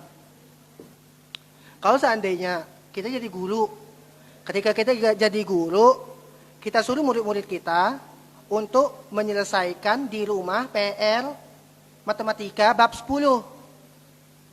Sang anak menyelesaikan PR di bab 4. Ngumpulilah di rumah, di sekolah. Pak guru, ini PR saya. Lah, kan yang disuruh bab 10 bukan bab 4. Lah tapi kan Pak Ustadz saya sudah ikhlas karena Allah. Tapi apakah diterima sama Pak gurunya? Enggak. Karena saking rajinnya sang anak menyelesaikan tugas yang ada di bab 4, tapi yang disuruh bab 10 tetap enggak bakalan diterima sama sang guru. Begitulah di dalam Islam, dalam menuntut ilmu itu harus semuanya terpenuhi, ikhlas dan ikuti tuntunan. Ya, enggak boleh kedua-duanya, satu dan di antara keduanya meleset. Harus seimbang. Nah, kenapa begitu ikhwan yang dirahmati oleh Allah Subhanahu wa taala? Pentingnya ikhlas itu, ya. Karena kita itu adalah orang yang hati kita itu bolak-balik. Sekarang ikhlas, besok udah ikhlas lagi. Karena ikhlas itu sesuatu yang sulit, berat banget. Bukan hanya kita, ulama pun ngomong gitu, sulit banget. Apalagi kadang kita merasa sudah paling berjasa. Nah, mulailah di situ ijab bin nafs, yaitu terpukau dengan amalan sendiri. Ya, terkotori sama keikhlasan dan kadang terlewati atau terhinggap penyakit ini. Saking sulitnya ikhlas. Makanya ikhlas itu adalah pelajaran yang harus diulang-ulang agar kita diingat. Karena kenapa ikhwan? Ya. Sufyan ats-Tsauri rahimahullah taala mengatakan, "Ma'alajtu syai'an asyad 'alayya min niyati." Enggak ada satupun yang lebih aku sering obati kecuali niat saya, kata beliau. Itu yang ngomong Sufyan ats-Tsauri loh. Sufyan ats-Tsauri yang ngomong, enggak ada satupun hal yang paling sering aku obati melainkan niat saya. Innaha taqallabu 'alayya, sesungguhnya niatku itu sering banget berbolak-balik. Sekarang aja ikhlas, besoknya karena A, karena B, karena C. Gitu ya. Kalau ingin dapat gelar A, gelar B, gelar C gitu ya. Ingin dapat kelezatan duniawi biar dia nanti bisa ngajar di tempat ini, dapat gaji seperti ini misalnya. Nah, dan ini yang harus kita hati-hati niatkan karena Allah SWT bersihkan dan ini lagi dan lagi kita berusaha sama-sama ikhwan ya. Nah, karena imbasnya bahaya. Kalau nggak ikhlas tuh nggak bahaya, apalagi kalau dia ingin dunia. Nabi mengatakan, "Man ta'allama ilman mimma yubtagha bihi wajhullah." Siapa yang dia menuntut ilmu yang diharapkan ya dari menuntut ilmu itu menghadap wajah Allah, la yata'allam illa liyusib bihi 'ardan minad dunya, dia tidak belajar kecuali hanya untuk meraih bagian dari dunia, maka imbas yang akan dapat lam yajid, maka dia tidak akan mendapatkan urfal jannati yaumal qiyamah, dia enggak akan mendapatkan wanginya surga pada hari kiamat. Menciumnya aja enggak dapat. Mencium aja enggak dapat apalagi masuk. Masuk. Wal iyadu billah. Jadi penting banget ikhlaskan niat ini. Kemudian ketika belajar, fase belajar itu lama, fase belajar itu tidak ada batasnya kecuali kematian. Sehingga kita juga harus selalu sering untuk tawadu, ya. Jangan sudah merasa diri wow, jangan sudah merasa diri paling oke. Ana dan antum, kita semuanya di sini proses belajar terus sampai mati, ya. Karena ini adalah penyakit yang sering terjangkiti oleh para orang-orang penuntut ilmu. Orang bisa sombong dengan hartanya. Orang kaya baru, OKB. Tapi juga bisa orang sombong dengan ilmunya. Dan orang yang sombong dengan ilmunya lebih parah sebenarnya. Orang yang sombong dengan ilmunya lebih parah. Karena orang yang sombong dengan ilmunya dia nggak bakalan bisa mendapatkan atau nggak bakalan mau untuk mendapatkan masukan dari orang luar. Karena sudah merasa dirinya paling wow. Sehingga kita mendapatkan nasihat dari Ubaidillah bin Abi Ja'far. Kalau itu datang sama kita, namanya syaitan ya. Namanya syaitan tiba-tiba datang itu. Ubaidillah bin Abi Ja'far pernah mengatakan, "Idza kana al-mar'u yuhadditsu fil majlis, kalau ada orang dia bicara di suatu majlis, ya, ada orang, kita misalnya, kita lagi ngomong di podium, di majlis. Ketika kita bicara itu fa'ajabahul hadits, ketika itu dia terpukau ketika dia ngomong, wah, saya nih, Masya Allah, saya yang ngomong nih. Dan dia udah merasa, kadang kan kita ada sadar kita itu. Kita terpukau sama omongan kita karena kita sudah di atas mimbar misalnya. Kita terpukau. Ketika dia merasa itu datang sama dia ada bicara, kemudian ketika dia bicara, dia sudah terpukau sama diri dia. Maka kata Ubaidillah bin Abi Ja'far, falyaskut, ketika itu datang, diam langsung. Tiba-tiba datang itu.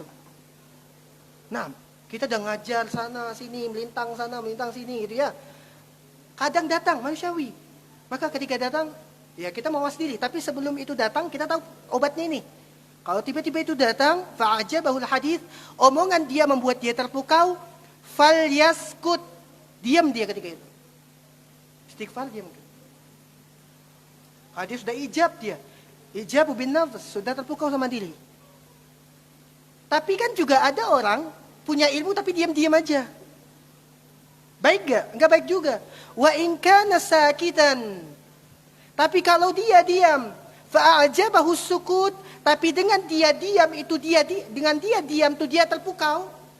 Bisa jadi kan? Dia punya ilmu tapi dia diam. Dia lihat orang berfatwa salah. Ini orang biasa ngaji di mana sih? Lebih baik saya punya ilmu tapi saya tenang. Dia diam tuh.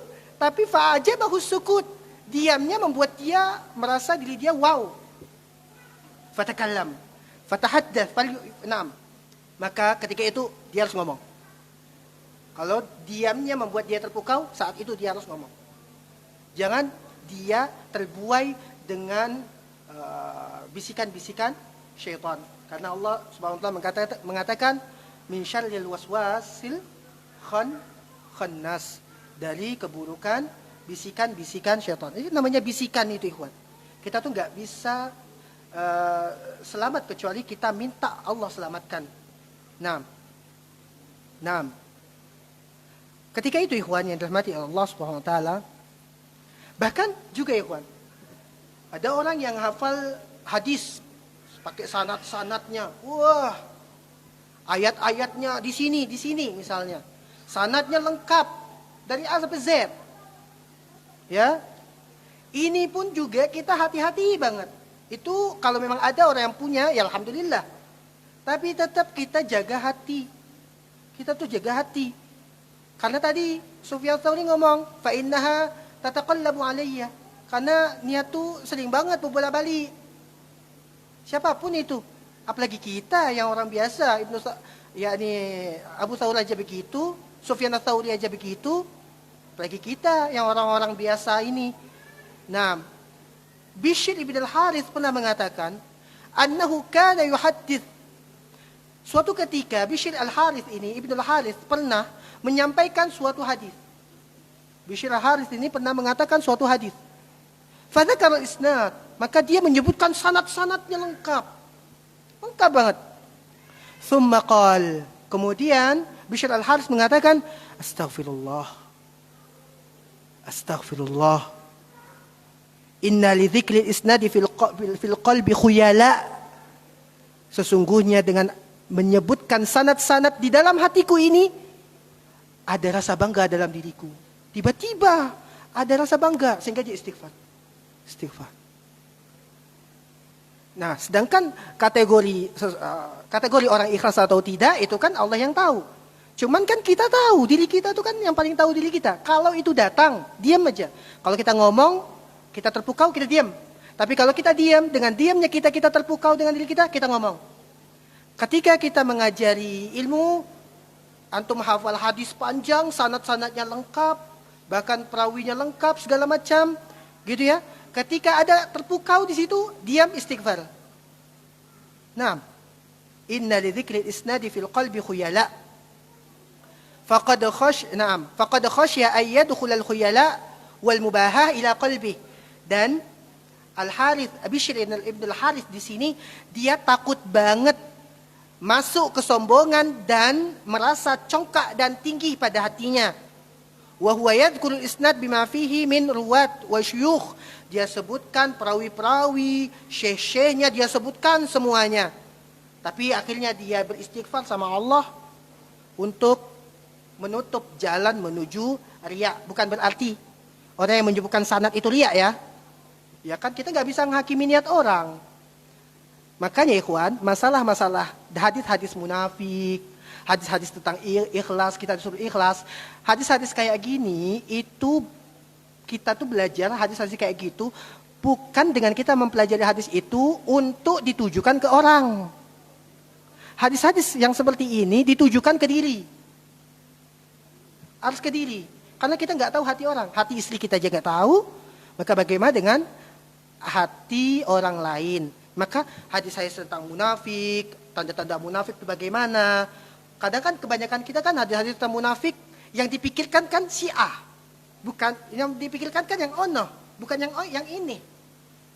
Sedangkan hadis itu kan ditujukan ke kita, untuk kita mau sendiri. Karena yang paling paham diri kita Allah Rabbul Alamin, dan di kalangan manusia adalah kita. Maka ini kata Bishr ibn Harith, ini yang dikatakan Sufyan Ats-Tsauri, ya. Ini yang dikatakan oleh Ubaidillah bin Abi Ja'far. Mereka adalah orang-orang yang berkompeten di bidangnya, orang-orang yang memang bidangnya itu ilmu, ya kita ngambil nasihat-nasihat dari mereka.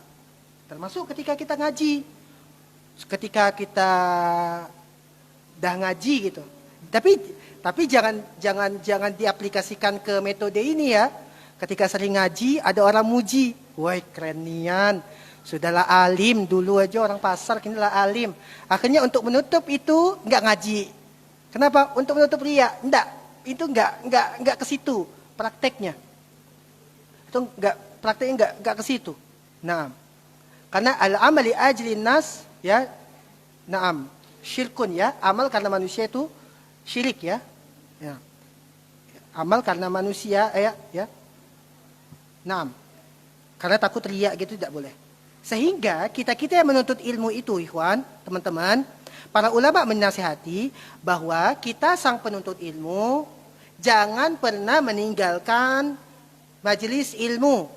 Kalau seandainya datang pada diri kita ada unsur riya, kadang ada datang dalam unsur riya, tetap jangan tinggalkan majelis ilmu. Majelis ilmu tetap diadakan, tetap datangin, riya itu ada.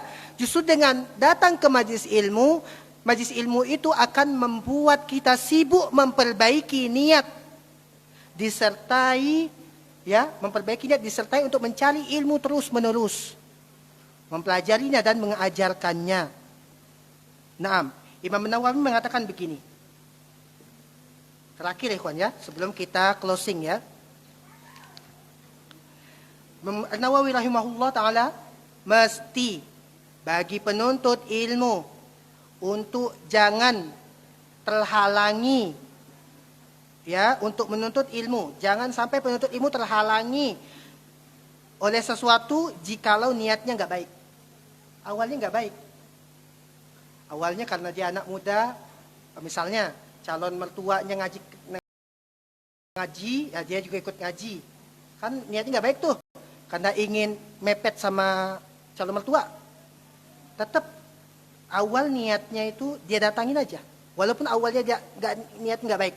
Atau misalnya ada yang ngaji tapi untuk memata-matai, mau mencari kesalahan-kesalahan. Biarin aja, tak usah diusir. Kita udah tahu ini orang mata-matain ini, enggak tulus nih belajarnya. Tak usah diusir, biarin aja. Datang dia di sini enggak apa-apa. Fa innahu yuljalahu husnun niyah. Karena diharapkan nantinya awalnya enggak baik niatnya, nanti baik niatnya setelah itu. Wa rubbama asra inda katsirin minal mubtadi'in tasihun niyah.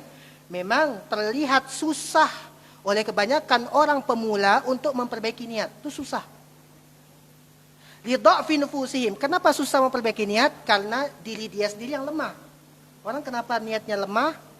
Niatnya rusak karena lemahnya diri dia.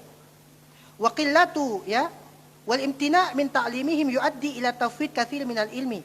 Kalau seandainya orang kayak gitu dilarang untuk belajar, maka dia akan terlewatkan dari banyak ilmu yang disampaikan.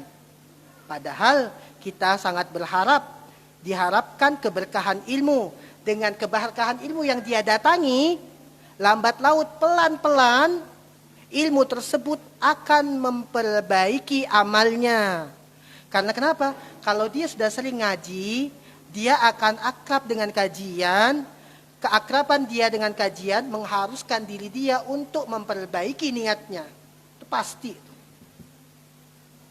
Wa qad qalu, dan sungguh para ulama mengatakan, dulu kami itu mempelajari ilmu itu bukan karena Allah. Banyak para ulama dulu awalnya mempelajari ilmu bukan karena Allah. Dipaksa. Ada dipaksa, ya. Kita juga kadang ngaji, ya, ada misalnya enggak karena Allah awal-awalnya. Dan para ulama juga ada. Para ulama mengatakan, para ulama mengatakan, talabnal ilma li ghairillah. Kami menuntut ilmu awalnya bukan karena Allah, fa'aba. Maka ketika kami menuntut ilmu bukan karena Allah, kami tahu bahwa ilmu enggan datang sama kami. Fa'aba ayyakuna illa lillah. Maka tatkala kami mempelajari ilmu bukan karena Allah, kami sadar bahwa ilmu enggan untuk datang kepada kami kecuali ilmu itu karena Allah. Maknahu kanat aqibatuhu ansara lillah. Maknanya adalah ketika awalnya dia bukan karena Allah, tapi setelah dia belajar dia baru tahu ilmu kok enggak dapat ya. Kok nggak dapat ya? Dia koreksi lagi ilmu tersebut. Oh, mungkin ilmu saya kemarin niatnya karena bukan selain Allah, bukan karena Allah sehingga nggak dapat. Akhirnya dia memperbaiki niat itu kembali. Biarin saja, ya. Biarin. Kita juga dulu kan ketika kecil disuruh sholat, kalau nggak disuruh marah orang tua. Tapi marahnya orang tua kan kesel banget. Namanya anak kecil. Kita disuruh sholat terus. Dengan terusnya bertambah usia, bertambahnya umur, sering belajar, tahu bahwasanya sholat yang kemarin orang tua suruh, itu adalah suatu kewajiban, sehingga membuat kita semakin mempersembahkan ibadah ikhlas karena Rabbul Alamin. Semoga ini bermanfaat bagi kita semuanya, ikhwan yang mati Allah Subhanahu wa taala. Ya, kajian yang ya kitab atau materi yang penuh makna yang insyaallah bisa kita jadikan sebagai penyubur hati kita yang tadinya gersang menjadi lebih basah dan kita pun tenang. Naam, barakallahu fikum jami'an. Naktafi bihadza. Sallallahu ala nabiyina wa rasulina Muhammad wa ala alihi wa sahbihi wa baraka wa sallam. Kalau ada pertanyaan, tafadhal.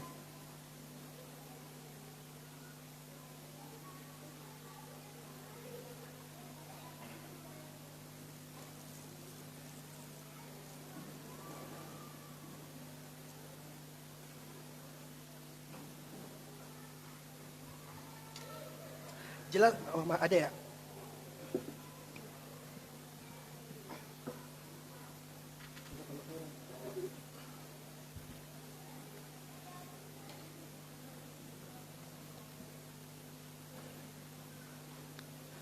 Bismillah. Bolehkah pergi umroh? Berarti yang nanya akhwat. Bolehkah pergi umroh tanpa mahram? Akhwat itu disyaratkan pakai mahram. Akhwat disyaratkan pakai mahram, perempuan disyaratkan pakai mahram. Gak bisa, meskipun kita ada uang untuk umroh, gak bisa kalau tanpa mahram. Apakah boleh pergi umroh tanpa mahram? Suami belum mau ikut umroh dengan alasan duitnya mau beli mobil lagi untuk istrinya. Nah, jawabannya adalah tadi wanita nggak bisa untuk pergi umroh atau bersafar kecuali pakai mahram. Nah, maka jalan keluarnya adalah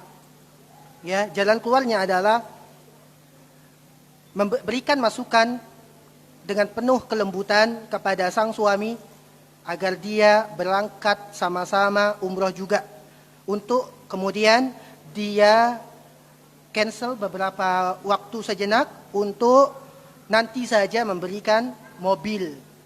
Nah, ikhwan, kita itu nggak ada kewajiban untuk beli mobil, ikhwan. Ada motor, apalagi di Bengkulu sudah ada Grab. Ada Grab, ikhwan. Kalau ada mobil, alhamdulillah. Kalau memang cukup, kalau nggak cukup, dan konsep dalam berpikir itu utamakan yang terpenting dari yang penting. Tidak ada kewajiban kita untuk beli mobil. Kewajiban kita adalah ibadah umroh. Umroh itu adalah ibadah yang luar biasa, ikhwan. Panggilan itu dari Allah Subhanahu wa taala agar kita ibadah sama Allah Tabaraka wa taala. Jadi nasihati beliau untuk kita umroh, untuk kita sama-sama umroh. Bilang nanti nabungin nanti, setelah umroh kita nabung lagi. Dan berikan pemahaman kepada suami dengan baik, dengan lembut, tidak di depan umum, tidak dengan belagu di depan suami, karena suami juga bakalan ngamuk nanti, ya. Nah, suami bakalan ngamuk, ya. Katakan saya nggak bisa umroh tanpamu, mas, tanpamu, bang. Nanti kalau aku ngapa-ngapain, ntar gimana? Kamu pelindungku di sini. Nasihati beliau. Dari mana ke mana, dari ke bandara aja enak banget tuh. Kalau rumah kita di Cibubur, dari bandara misalnya, cuman bayar 150.000, isinya ada berapa? Kalau berangkat kita 5 orang, ya sudah 5 orang 150.000. Sudah itu pintulah dibukain, nggak ada tanggung jawab nggak ada tanggung jawab bensin. Kalaupun mobilnya rusak, yaitu tanggung jawabnya si supir. Kemudian juga kita juga tinggal santai, bak raja kita dalam mobil tersebut. Nah, kecuali kalau ada duit berlebih, silahkan. Tapi lagi dan lagi utamakan yang lebih penting dari yang penting.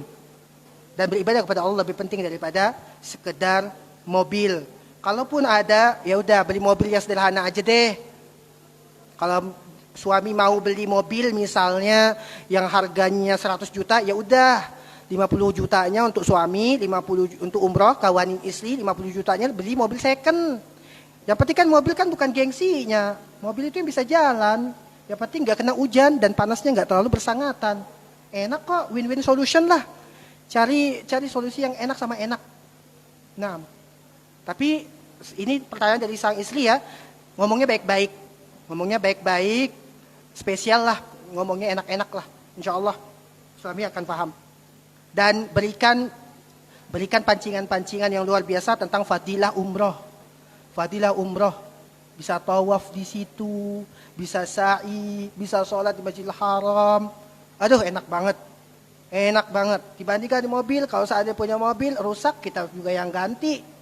Segala macam. Tapi kalau sudah pernah umroh, indah banget dirasa. Jadi minta pengertian ya kepada suaminya yang baik-baik.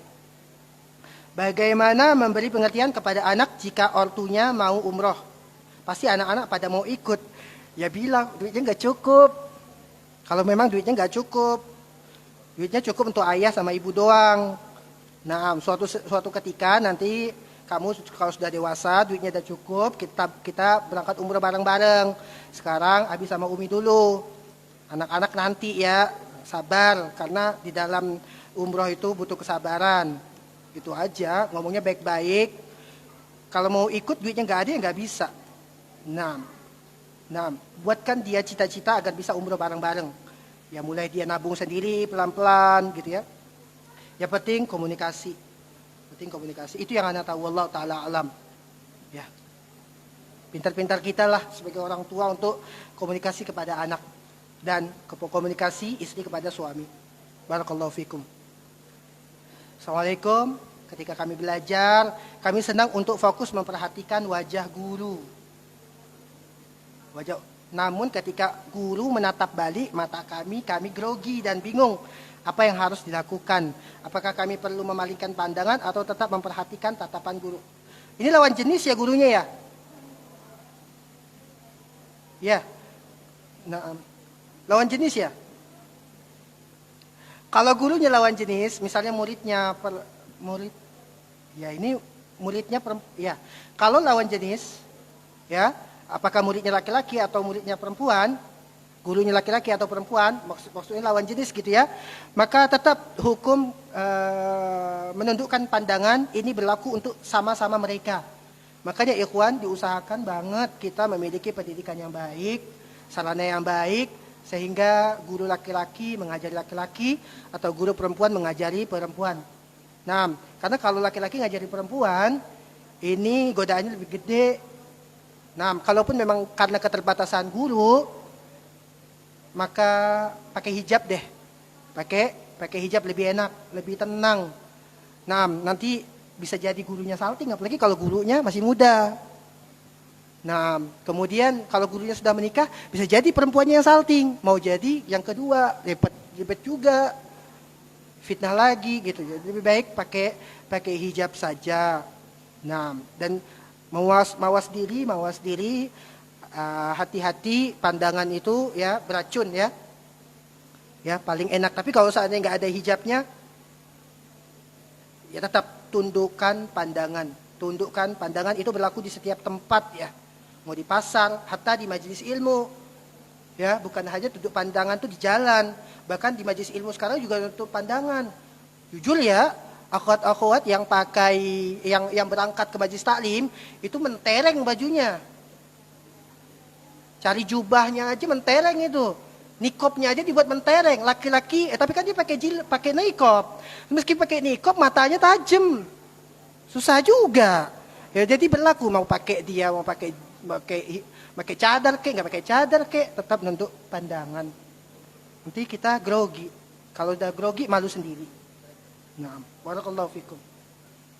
Bagaimana adab yang seharusnya, yaitu tunduk pandangan sama-sama. Tunduk pandangan itu bukan hanya untuk laki-laki, tapi juga untuk perempuan. Apalagi zaman sekarang kan. Zaman sekarang, kalau zaman sekarang ya, laki-laki pun digerogoti perempuan, perempuan pun digerogoti oleh laki-laki. Sama sebenarnya. Jadi biasanya kan di pandangan kita, nunduk pandangan itu hanya untuk laki-laki. Ternyata perempuan. Ana juga kadang aneh gitu, berita-berita yang Ana dengar. Anak-anak perempuan baru ketemu laki-laki Korea udah pada nangis menjerit macam orang gila. Gila, padahal wajahnya wajah gitu-gitu doang. Tapi itulah fitnah wajah ya. Tetap laki perempuan tetap ditundukkan pandangannya. Nah, gantengan orang Indonesia ya, nggak ada operasi plastiknya. Tapi itulah masyarakat kita. Mau laki mau perempuan tunduk pandangan, inilah adab yang ada. Barakallahu fikum. Semoga Allah jaga kita semua dan jaga kaum muslimin secara umum. Semoga bermanfaat ikhwan. Terima kasih banyak atas kehadirannya.